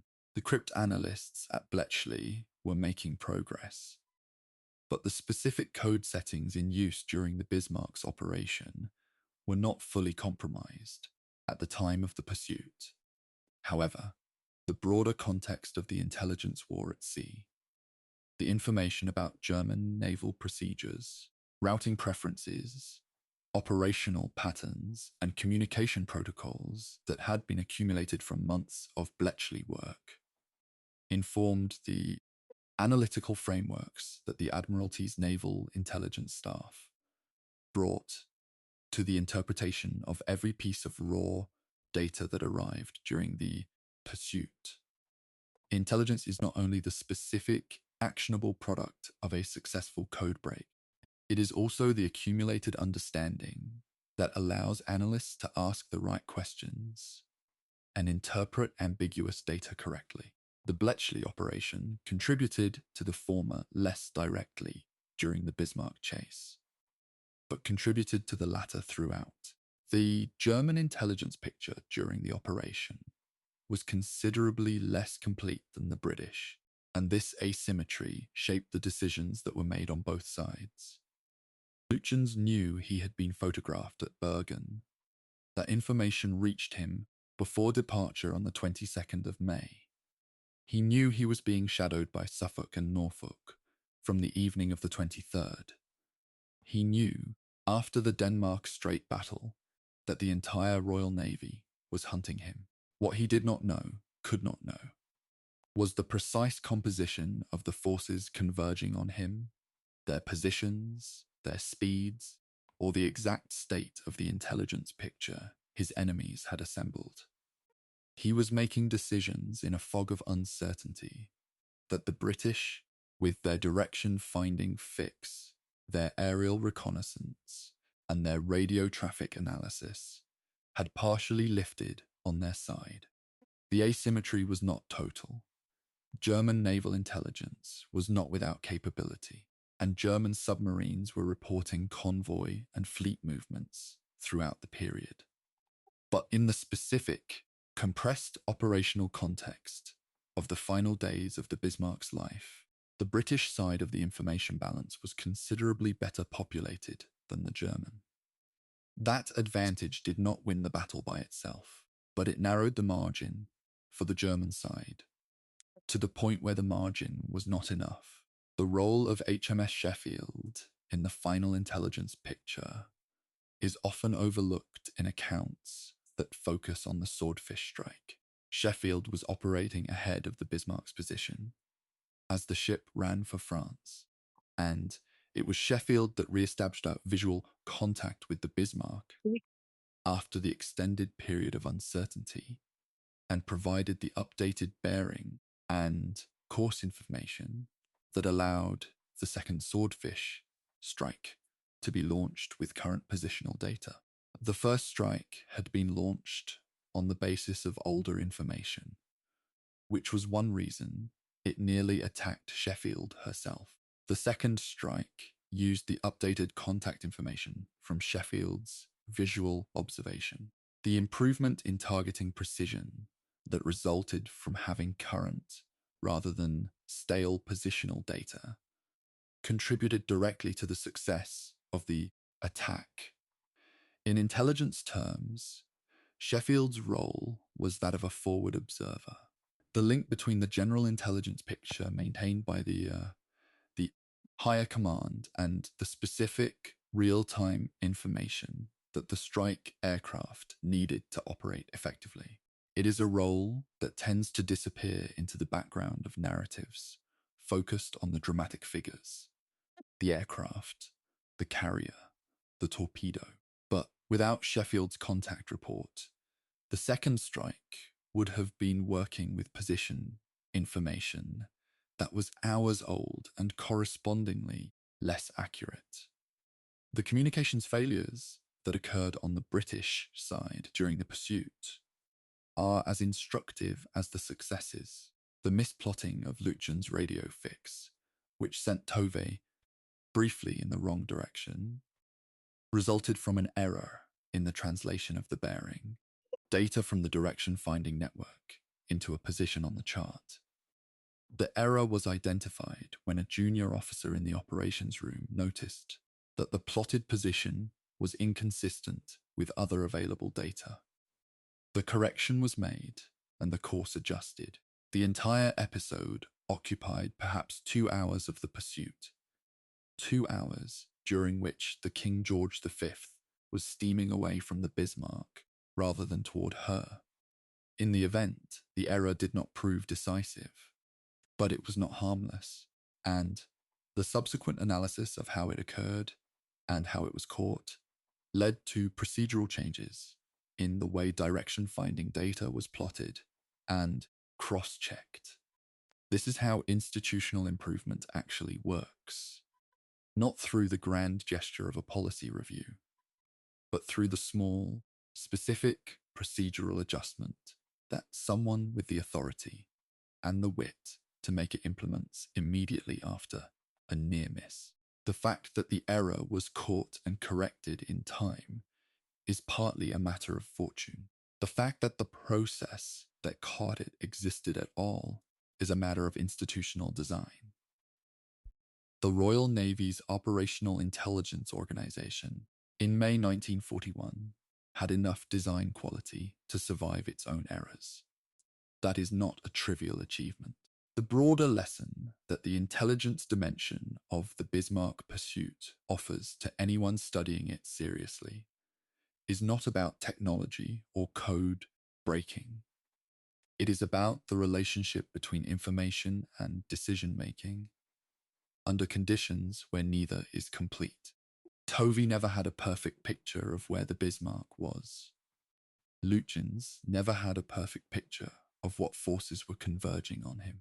Both men made decisions based on incomplete information, processed through analytical frameworks built from experience and training, and the particular quality of judgment that senior command positions are supposed to select for. The better information went to the British side. Not consistently, not entirely, but sufficiently. That margin was narrow. If the Norwegian resistance had not reported the German ship's movement, if the Spitfire had not overflown Bergen on a day when the weather was clear enough for photography, if Lütjens had chosen to transmit briefly rather than at length, if the Sheffield contact report had been delayed by another hour, any of these differences might have closed the margin or reversed it. History remembers the outcome. What the intelligence record preserves is the process. The human, fallible, improvised, occasionally brilliant process by which the outcome was produced. That process is the real lesson. It is not about machines or codes. It is about people trying to know enough to act in a situation that will not wait for certainty. The signals intelligence dimension of the Bismarck operation foreshadowed the way that information warfare would come to dominate the later phases of the Second World War and the military history of the decades that followed. The lesson that a long radio transmission in a radio direction finding environment is equivalent to a beacon was absorbed by every major navy within months of the Bismarck's loss. The Germans changed their procedures. The British refined their networks. The arms race between transmission and interception, between encryption and decryption, between the generation of intelligence and the protection against its generation, accelerated. The Bismarck did not start that race, but her loss contributed one of its most clearly documented case studies, and the changes that resulted from its analysis shaped naval communication practice for years afterward. The ship that was built to project raw physical power into the Atlantic became, in its destruction, a teacher of something entirely less physical and entirely more consequential. The understanding that in modern warfare, what you know and what your enemy knows about you may matter as much as the caliber of your guns. Chapter 15, Myths, Films, and Memory. How the Bismarck became a legend. She sank on the 27th of May, 1941. She has never stopped surfacing. The Bismarck's transition from historical event to cultural phenomenon began almost immediately, and it began on both sides of the conflict, which is itself unusual enough to warrant attention.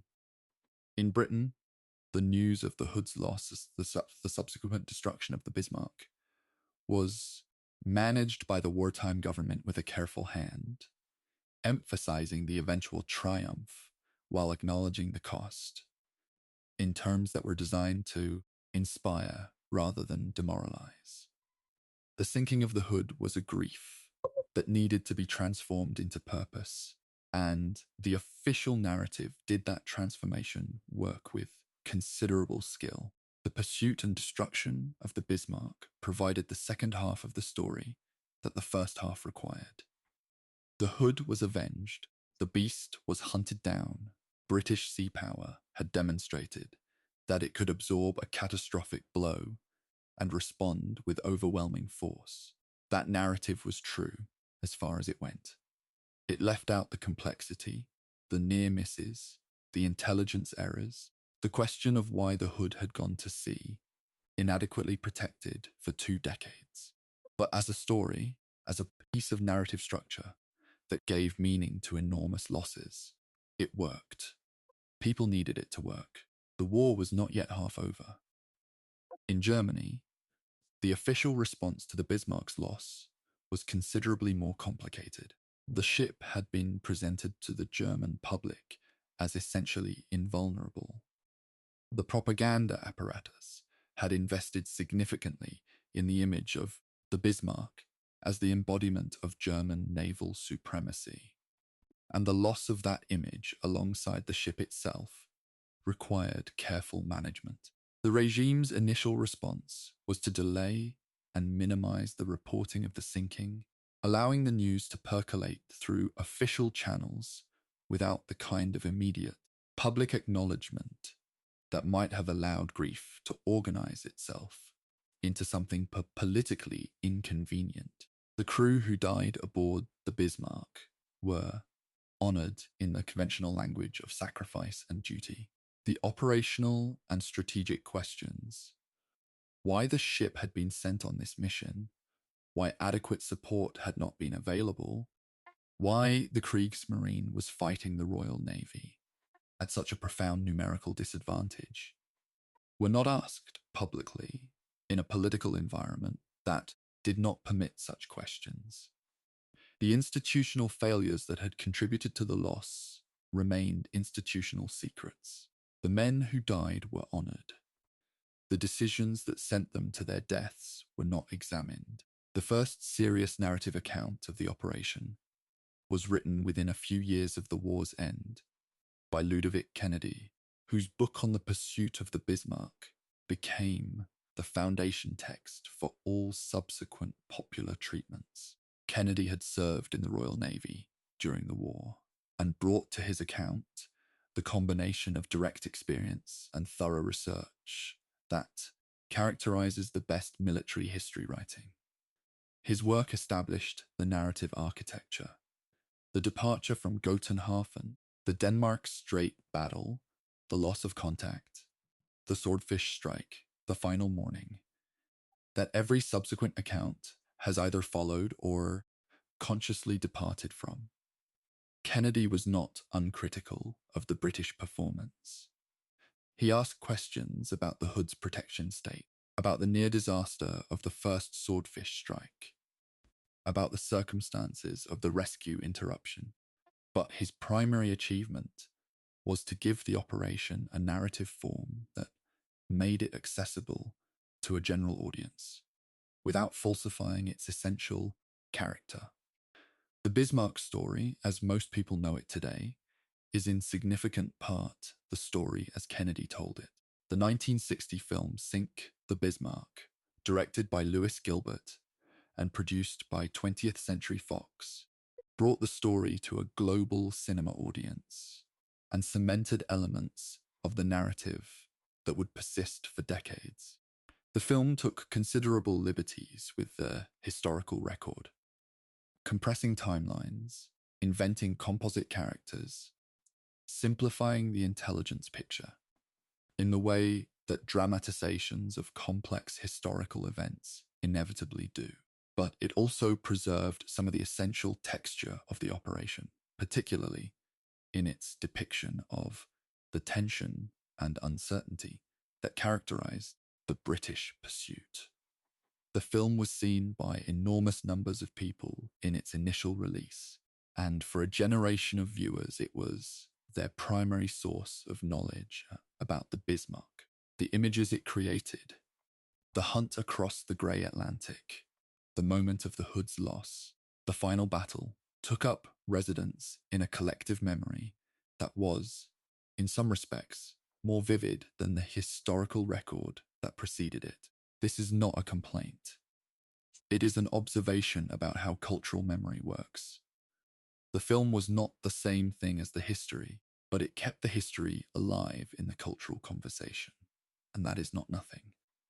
Johnny Horton's song, Sink the Bismarck, released in 1960 to coincide with the film, reached the top of the American popular music charts, an occurrence whose improbability reflects the particular cultural moment in which it occurred. A naval history ballad performed in a style that owed more to country music than to sea shanties, became a popular hit in a country that had not been directly involved in the operation it described. The song was simple, its historical content highly compressed, and its emotional register unapologetically triumphalist. It did not capture the complexity of the events it narrated, but it demonstrated something important about the Bismarck's cultural reach. The story had crossed the Atlantic, had been absorbed into a popular culture that processed it through its own conventions, and had emerged as something that an American radio audience could receive and respond to without any prior knowledge of the historical details. The Bismarck had become, by 1960, a story that belonged to the world rather than to the specific nations that had been involved in it. The discovery of the wreck by Ballard in 1989 and the subsequent Cameron expedition in 2001 produced a new wave of documentary and journalistic engagement with the Bismarck story that introduced it to audiences who had grown up after the war. These productions were, on balance, better historically than the films of the 1960s. They had access to more recent research. They could show the actual wreck rather than reconstructions. And they were made in a cultural environment that expected more complexity and less triumphalism from historical documentary. The Cameron production, in particular, used underwater imaging technology to create a visual record of the wreck that no previous generation had possessed, and the images it produced. Haunting, precise, and silenced by the 4,000 meters of water above them, communicated something about the Bismarck that words and archival photographs had never quite achieved. They made the physical reality of the ship undeniable. They collapsed the distance between the event and the viewer.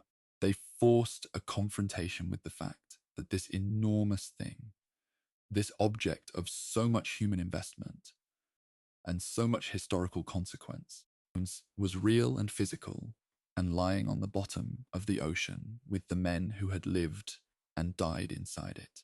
The historiography of the Bismarck, the academic and serious narrative literature that sits beneath the popular accounts, has developed significantly since Kennedy's foundational work. William Garsky, Robert Doolin, and William Durans produced rigorous forensic analyses of the ship's loss that drew on the underwater evidence of the wreck to address questions that survivor accounts alone could not resolve. Ian Ballantyne's work added operational and strategic context. The German naval historian Jochen Brennecke contributed perspectives from inside the German command structure that balanced the predominantly British viewpoint of the earlier accounts. The cumulative effect of this literature is a historical record that is considerably more complete and considerably more honest than the version that existed in the years immediately following the war. The myths have not been entirely displaced.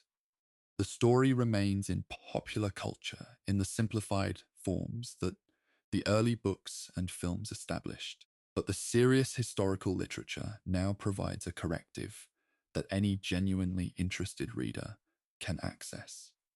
The Bismarck, as a subject of historical inquiry, is better served by its scholarly record than almost any comparable naval event of the Second World War. The contemporary relevance of the Bismarck story, the question of what it means to people living in the 21st century who have no direct personal connection to the events of May 1941, is something that the producers of documentary content about the ship engage with, sometimes consciously and sometimes not. The story continues to attract audiences, partly for reasons that are purely narrative. It is a chase story, with a clear beginning, middle, and end, driven by identifiable human decisions, and shaped by contingency, in ways that make the outcome feel both inevitable in retrospect and genuinely uncertain in prospect. These are the qualities of good drama, and the Bismarck story possesses them in unusual abundance. But the story also continues to attract attention for reasons that go beyond narrative pleasure.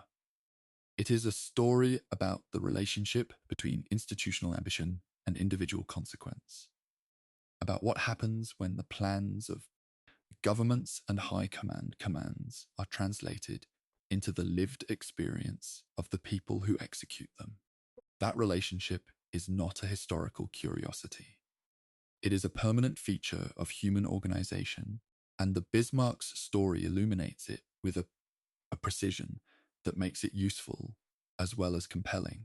The legend of the Bismarck, the version that lives in popular culture, in songs and films, and the imaginations of people who have never studied naval history, is larger than the facts that generated it, and inevitably simpler. Legends always are. The Bismarck of legend is the perfect weapon that was nevertheless defeated, the mighty ship that could not be stopped until the smallest aircraft in the fleet found the one vulnerable point. These elements are real. They are in the historical record.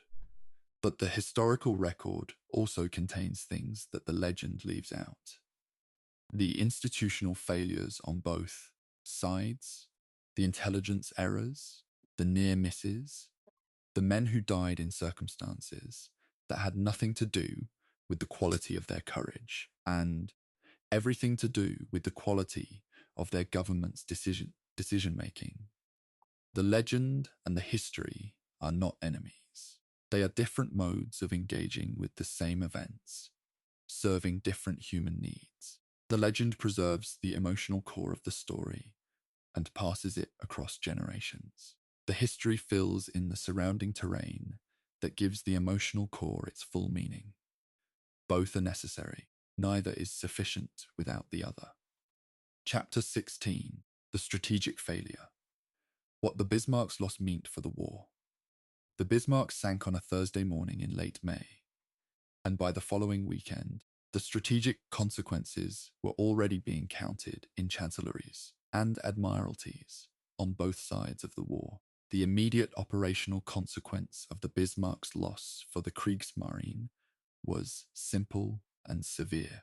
Germany's largest and most capable surface warship, the ship around which Raeder had organized the entire strategic vision of Atlantic surface raiding, was gone after 9 days at sea and a single operational sortie. The Prinz Eugen, which had separated from the Bismarck before the final battle and made her way to Brest, survived, but a heavy cruiser operating without battleship support was a fundamentally different strategic asset from the combined force that had been intended. The Tirpitz, the Bismarck's sister ship, was still fitting out and not yet operationally ready. In May 1941, and when she did become operational, the loss of the Bismarck had so thoroughly demonstrated the dangers of deploying capital ships in the Atlantic that her role was effectively reduced to being a strategic threat rather than an operational actor.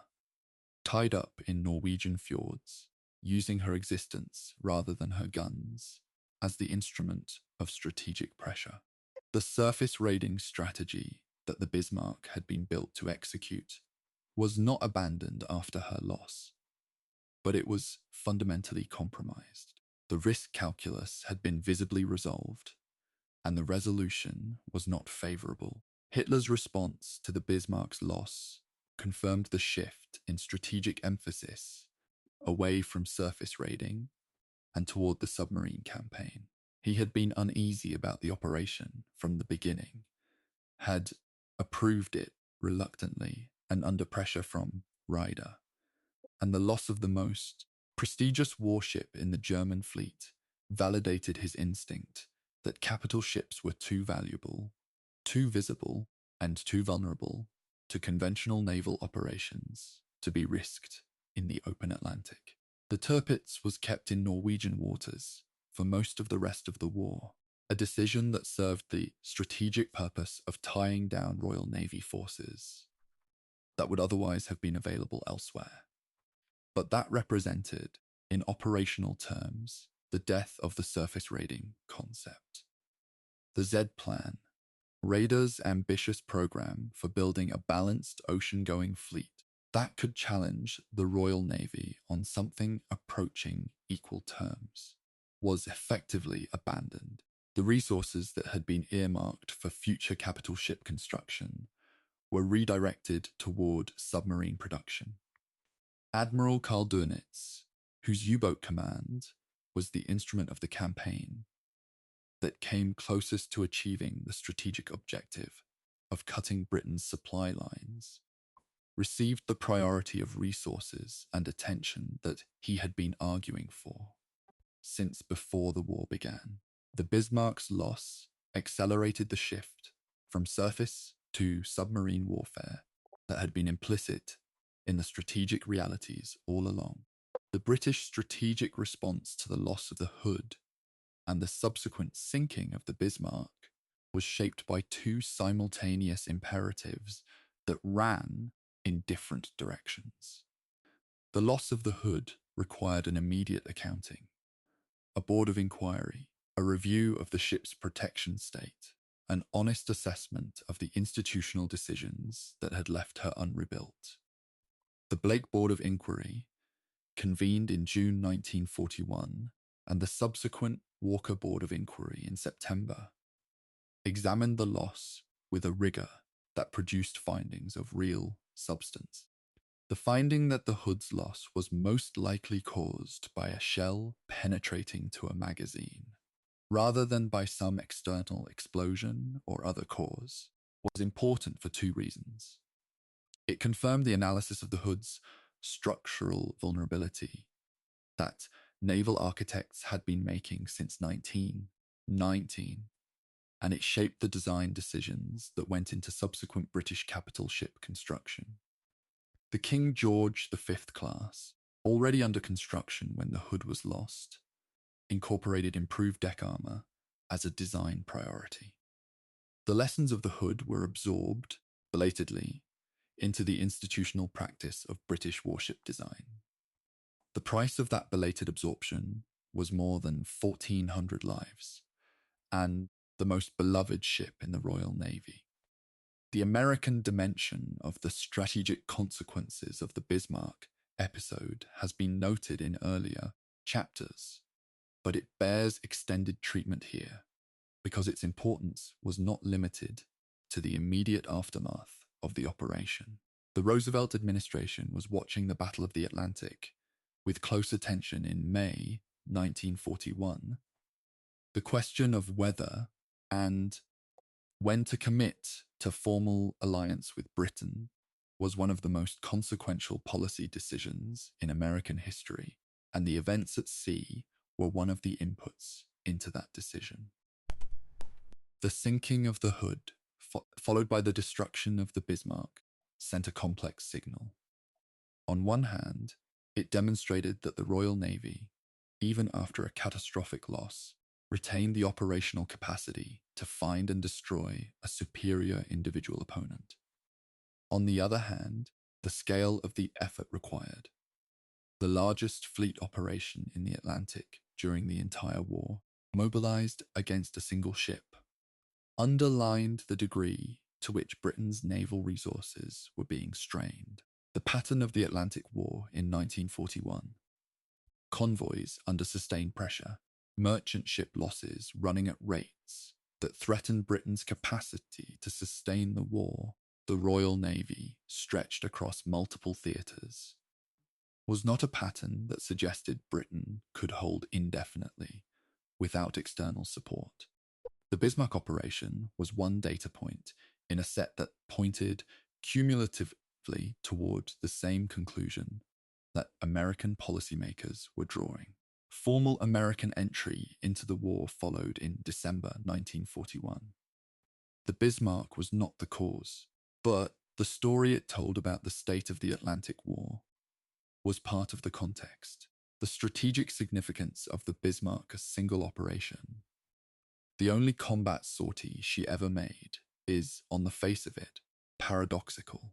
A ship that sank in 9 days, achieved one major engagement, and then was hunted down and destroyed before achieving any of the mission's primary objectives might seem to represent a straightforward operational failure. And in narrow operational terms, it was. The convoys that the Bismarck was supposed to attack were not disrupted.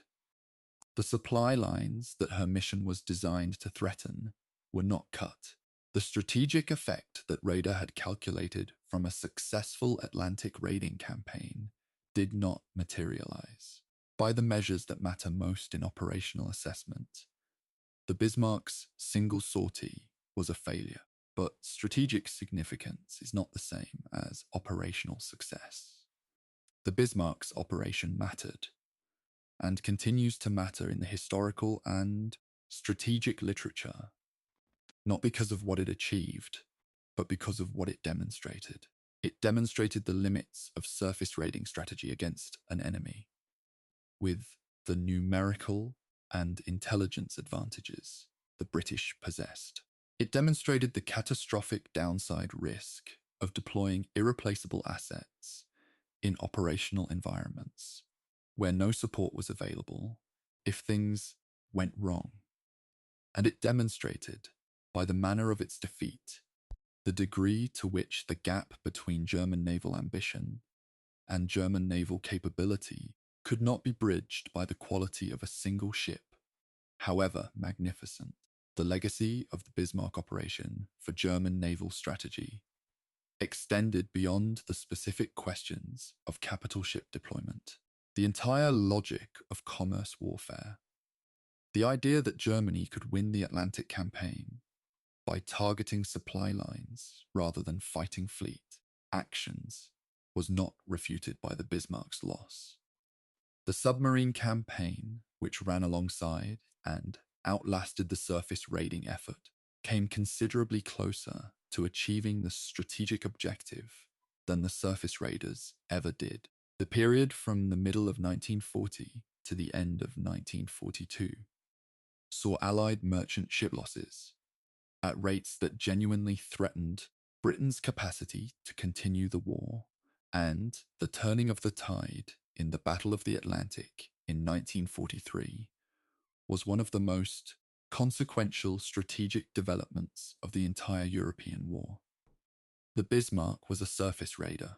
The submarine was the commerce warfare weapon that actually worked, at scale, against the British supply system. What the Bismarck's loss clarified was not that commerce warfare was strategically ineffective, but that surface warships were the wrong instrument for it in the conditions of the Atlantic in 1941.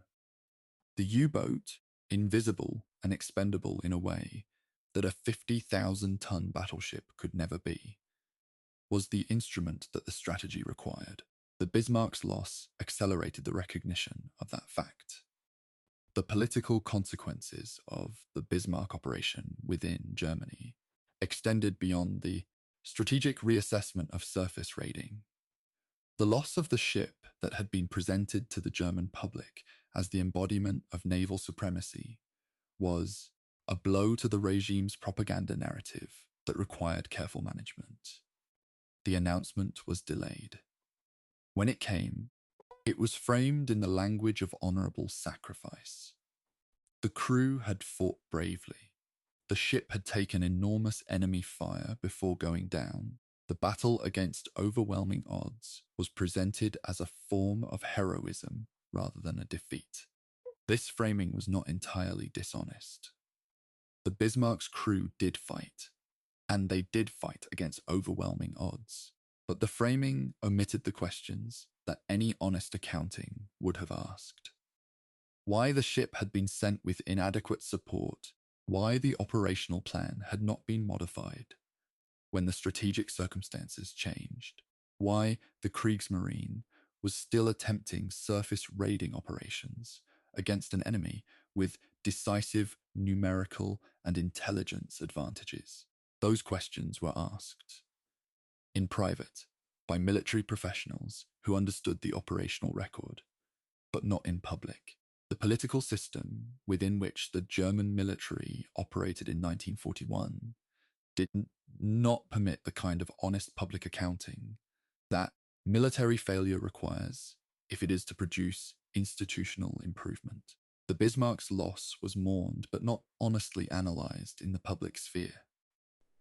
The institutional lessons were partially absorbed. The political narrative remained intact.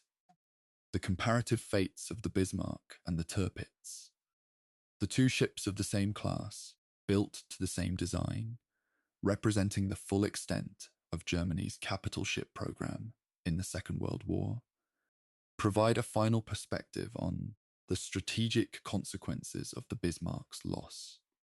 The Bismarck was deployed aggressively, sent into the Atlantic on a commerce warfare mission, and destroyed in 9 days.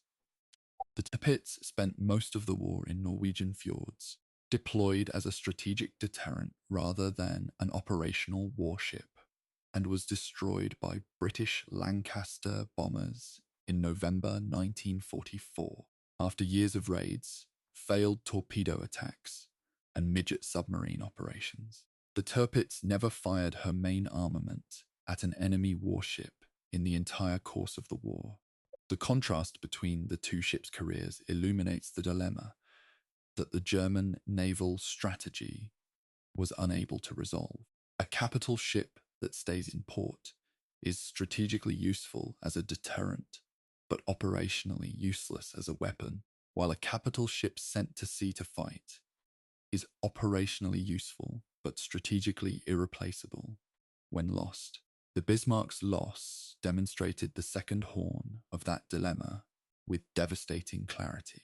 The Tirpitz's career, spent largely avoiding the fate of her sister ship, demonstrated the first. Neither resolution was satisfying. Neither produced the outcome that the ships had been built to achieve. The strategic failure of the Bismarck operation was not, in the end, primarily a failure of the ship, or of her crew, or of the officers who commanded her. It was a failure of a strategy that had been built on an arithmetic that did not add up, a belief that a small number of very powerful surface warships could achieve against an enemy with decisive numerical and intelligence superiority, an outcome that the enemy's resources made impossible to achieve at acceptable cost. The men who built the Bismarck and the men who sailed her deserved a strategy that matched their capability and their courage. They did not receive one. That discrepancy between the quality of the instrument and the viability of the strategy it was asked to execute is the deepest lesson of Bismarck's operational record. It is a lesson that applies beyond naval warfare and beyond the Second World War. It applies wherever the decision makers who design strategies are insulated from the consequences of those strategies' failure, and the people who bear those consequences are the ones least positioned to have changed the decisions. That insulation and its human cost is the permanent subject of the Bismarck story. Chapter 17, The Other Ships, the supporting cast of the Hunt No Ship hunts alone.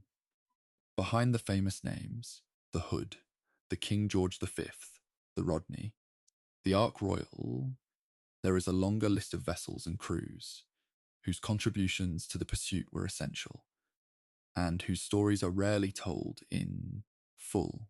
HMS Suffolk was a county-class heavy cruiser, a ship designed for the kind of long-range oceanic work that the pursuit of the Bismarck exemplified, with the speed to maintain contact with a faster opponent and the radar capability to track her through conditions of poor visibility. Suffolk's radar was one of the most capable in the Royal Navy in May 1941. A Type 279 set that could search astern as well as ahead, which is precisely why she was assigned to Denmark Strait patrol duty. It was this rearward searching capability that allowed Suffolk to maintain contact with the Bismarck through the turns and course changes that Lütjens attempted in the hours after the Denmark Strait battle. The sustained radar tracking that Suffolk maintained for more than 30 hours through heavy seas, and the persistent effort of the German ships to shake their shadows, was the connective tissue that kept the entire pursuit coherent. Without it, the King George V and the Rodney would have been searching an empty ocean with no reference point, and the Bismarck might well have reached France before the strategic picture could be reassembled. Suffolk's role in the hunt was not glamorous. She did not sink anything. She did not score dramatic hits. She tracked. She reported. She stayed. And the battle was won partly because she did those things without deviation for more than 30 hours in conditions that tested every system on her hull. HMS Norfolk accompanied Suffolk through the Denmark Strait patrol and shared the experience of the first contact with the Bismarck on the evening of the 23rd of May, including the alarming experience of emerging from a fog bank at approximately 9 kilometers from the Bismarck's main battery and taking splinters from near misses as she turned at full speed to get away. Norfolk's captain, Rear Admiral William Wakewalker, made the decision not to engage the Bismarck directly, a decision that was subsequently criticized, briefly, by the Admiralty before the criticism was recognized as unfair and withdrawn. A heavy cruiser engaging a battleship of the Bismarck's caliber at close range is not a tactical decision with a positive expected outcome. It is an act of professional self-destruction. Wakewalker understood that his role was to maintain contact and report, not to sacrifice his ship and crew in an engagement he could not win. That understanding was correct, and his contribution to the eventual outcome, through the sustained tracking and reporting that he and Suffolk maintained, was real and significant. The criticism he initially faced was a reflection of the institutional grief and anger that followed the Hood's loss, an understandable emotional response, but not a sound operational judgment. HMS Prince of Wales deserves particular attention, both for what she achieved in the Denmark Strait and for the circumstances that shaped her performance. She was a brand new ship, so new that she still had civilian dockyard workers aboard completing unfinished construction work when she sailed to intercept the Bismarck. Her main battery turrets, the 10 35-centimeter guns that were her primary armament, suffered from mechanical problems during the Denmark Strait engagement that reduced her effective rate of fire at critical moments. These were the problems of a new, not yet fully worked up warship. The kind of technical difficulties that months of sea trials normally identify and resolve before a ship is committed to combat. Prince of Wales had not had those months. She had been committed to combat because the strategic situation demanded a capital ship, and she was the capital ship available. Despite these disadvantages, she scored hits on the Bismarck, including the shell that penetrated the forward fuel tank and initiated the oil leak that constrained the Bismarck's options for the rest of the operation. The shell that hit the Bismarck's fuel system was arguably the second most consequential single event in the entire pursuit, after the Swordfish torpedo that jammed the rudder. It came from a ship that everyone acknowledged was not fully ready to fight. What Prince of Wales achieved in those circumstances, impaired as she was not a failure. It was, by any honest measure, a considerable performance.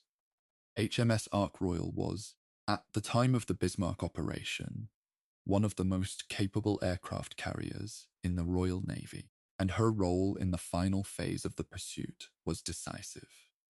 But the story of how she came to be in a position to launch the fatal strike is itself a story of the kind of operational navigation that the historical record tends to compress.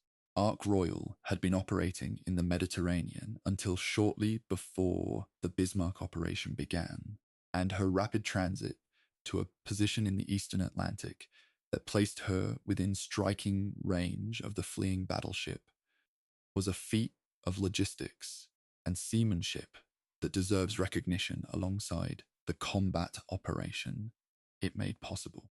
The conditions in which her Swordfish aircraft operated, heavy swells, gale-force winds, near darkness, a pitching carrier deck, have been described by the pilots who flew the strike with a matter-of-fact modesty that serves as a reminder of how much physical courage routine military operations require. The Swordfish crews pressed their attacks through anti-aircraft fire that should, by any reasonable expectation, have prevented them from reaching effective torpedo range. They reached it. They dropped their weapons. One weapon found the one place that mattered. The Ark Royal's contribution to the destruction of the Bismarck was not an accident of position. It was the product of months of training, the physical courage of the aircrew, and the professional skill of the carrier's captain and air staff in preparing and launching a strike in conditions that any other assessment would have called too dangerous to execute. The destroyers of Captain Philip Vian's force, HMS Cossack, Maori, Sikh, Zulu, and the Polish ORP Piorun, represent perhaps the most physically demanding contribution to the pursuit, because the conditions in which they operated were the most extreme. Destroyers are small ships relative to the forces they were engaging, fast and maneuverable, but exposed in heavy weather in a way that larger ships are not. On the night of the 26th of May, with the Atlantic running heavy swells from the remnants of the recent gale, Vian's destroyers drove through seas that were putting green water over their bows at speed, found the Bismarck in the darkness, and pressed torpedo attacks against a ship that was still firing back. The Piorun, the Polish destroyer, crewed by Polish sailors who had escaped from their occupied country and were fighting under British operational command, deserves particular mention. She engaged the Bismarck at close range, firing and taking fire in an act that her captain described simply as what the situation required. She was a destroyer attacking a battleship. The disproportion was complete. She did it anyway. In the Polish naval tradition, the Piorun's charge at the Bismarck is one of the defining acts of national courage in the entire Second World War. A small ship from a defeated nation refusing to accept the logic of its own smallness.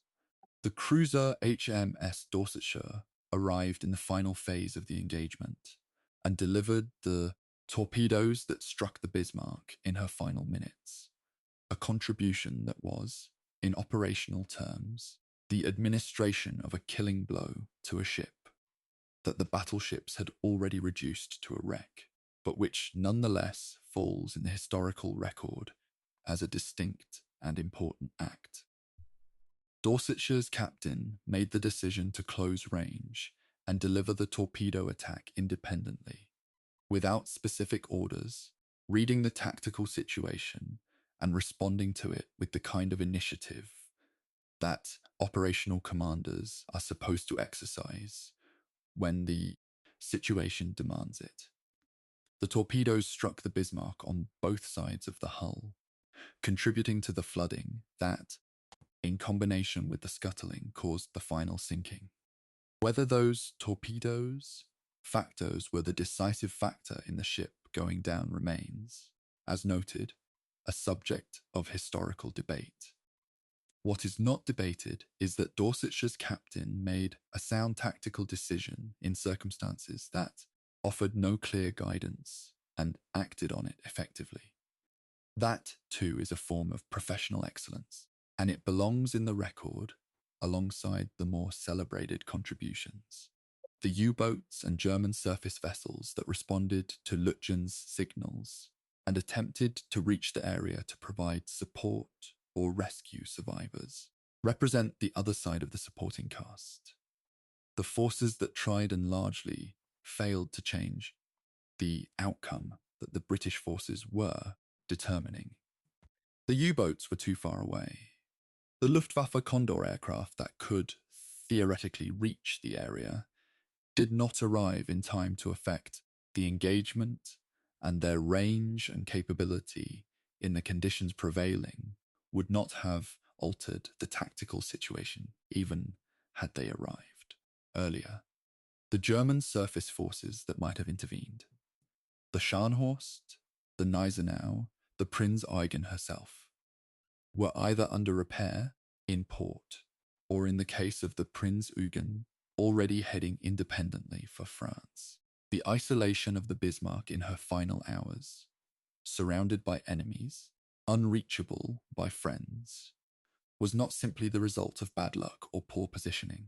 It was the structural consequence of the resource deficit that had always constrained the Kriegsmarine's operational options. The Bismarck had been sent to sea without the support that the operational logic of her mission required, because the support did not exist. The ships that might have been there were not there because Germany had not built them, or could not repair them in time, or lacked the fuel to deploy them, or lacked the air cover to protect them. The supporting cast of the German side of the operation is, in many ways, an absence, a catalogue of what was not there rather than what was. The men who served on these supporting ships, on Suffolk and Norfolk, and Prince of Wales on the Ark Royal, on Vian's destroyers, on Dorsetshire, shared one characteristic that transcends the differences of ship type and operational role. They were present. They did their jobs. They kept their ships in the hunt through conditions that gave them every practical reason to fall back or break off. The pursuit of the Bismarck was not a single dramatic engagement. It was a 3-day operation that required sustained effort from dozens of ships and thousands of men, most of whom did not fire the decisive shot or drop the decisive torpedo or make the signal that changed the course of the battle. They provided the platform from which others could do those things. That provision, unglamorous, demanding, largely unrecognized in the public narrative, is the foundation on which every decisive military act rests.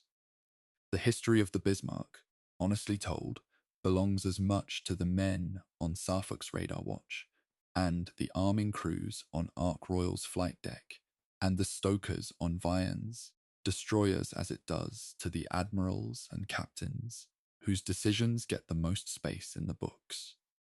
It belongs to all of them equally. The hierarchy of the narrative does not reflect the hierarchy of the contribution. That is always the case in war, and it is worth saying plainly. Chapter 18, The Final Reckoning. What the Bismarck means now. The Bismarck has been on the bottom of the Atlantic for more than 80 years. She has not been forgotten for a single one of them. The question of why this is, why a warship that completed exactly one operational sortie, that spent 9 days at sea and then sank, continues to generate books and documentaries and expeditions and arguments and human fascination at a rate that most ships with far more eventful histories cannot match, is not simply a question about naval history. It is a question about what certain kinds of stories do to human attention and why they refuse to let go. The Bismarck story has the structure of the best narratives: a creation sequence, a moment of triumph, a reversal of fortune, a pursuit, a final confrontation, and an ending that manages simultaneously to be conclusive and somehow incomplete. The ending is conclusive because the ship sank. It is incomplete because the questions it raises about ambition and institutional failure, about the relationship between individual courage and strategic folly, about the weight of the dead and the obligation of the living to account for them honestly, do not have endings. They continue. They will continue after this documentary, and after the next one, and after however many more follow in the decades ahead. The moral complexity of the Bismarck story is part of what gives it its durability. This is not a story with clear heroes and villains in the satisfying sense that moral simplicity requires. The men who built the Bismarck were extraordinary engineers. The crew who sailed her were, by every available account, disciplined, courageous, and professional. The officers who commanded her were capable and, in the case of Lindemann, evidently admired by the men who served under him. These facts coexist, without contradiction, with other facts. That the ship was built by a government that had destroyed democratic institutions and was in the process of committing crimes of historic magnitude. That the strategy it was built to execute, while tactically coherent, was in service of a political project that the subsequent decades have judged with unambiguous clarity that the men who died inside her were soldiers of a regime whose methods and objectives were not defensible. How to hold all of these things simultaneously, the humanity of the men, the professionalism of the sailors, the indefensibility of what they served, is the ethical challenge that the Bismarck story presents to anyone willing to engage with it honestly. It is not a comfortable challenge. It is not supposed to be. The Hood story, which is inseparable from the Bismarck's, because the two ships are joined at the moment of the Denmark Strait explosion, presents its own moral complexity, though of a different character. The Hood was lost partly because of decisions made by an institution that knew her vulnerability and chose, repeatedly, not to act on that knowledge. More than 1,400 men died partly because of institutional inertia. The prioritization of political symbolism over structural safety, the repeated deferral of reconstruction programs that naval architects knew were necessary, the willingness to keep a ship in service in a configuration that had been identified as dangerous 20 years before the fatal engagement. That institutional failure is not the same kind of moral failure as deploying a ship in service of a criminal regime, but it is a failure of responsibility, of the specific responsibility that institutions bear toward the people who serve them. The Admiralty's failure to rebuild the Hood is not a dramatic villain's act. It is something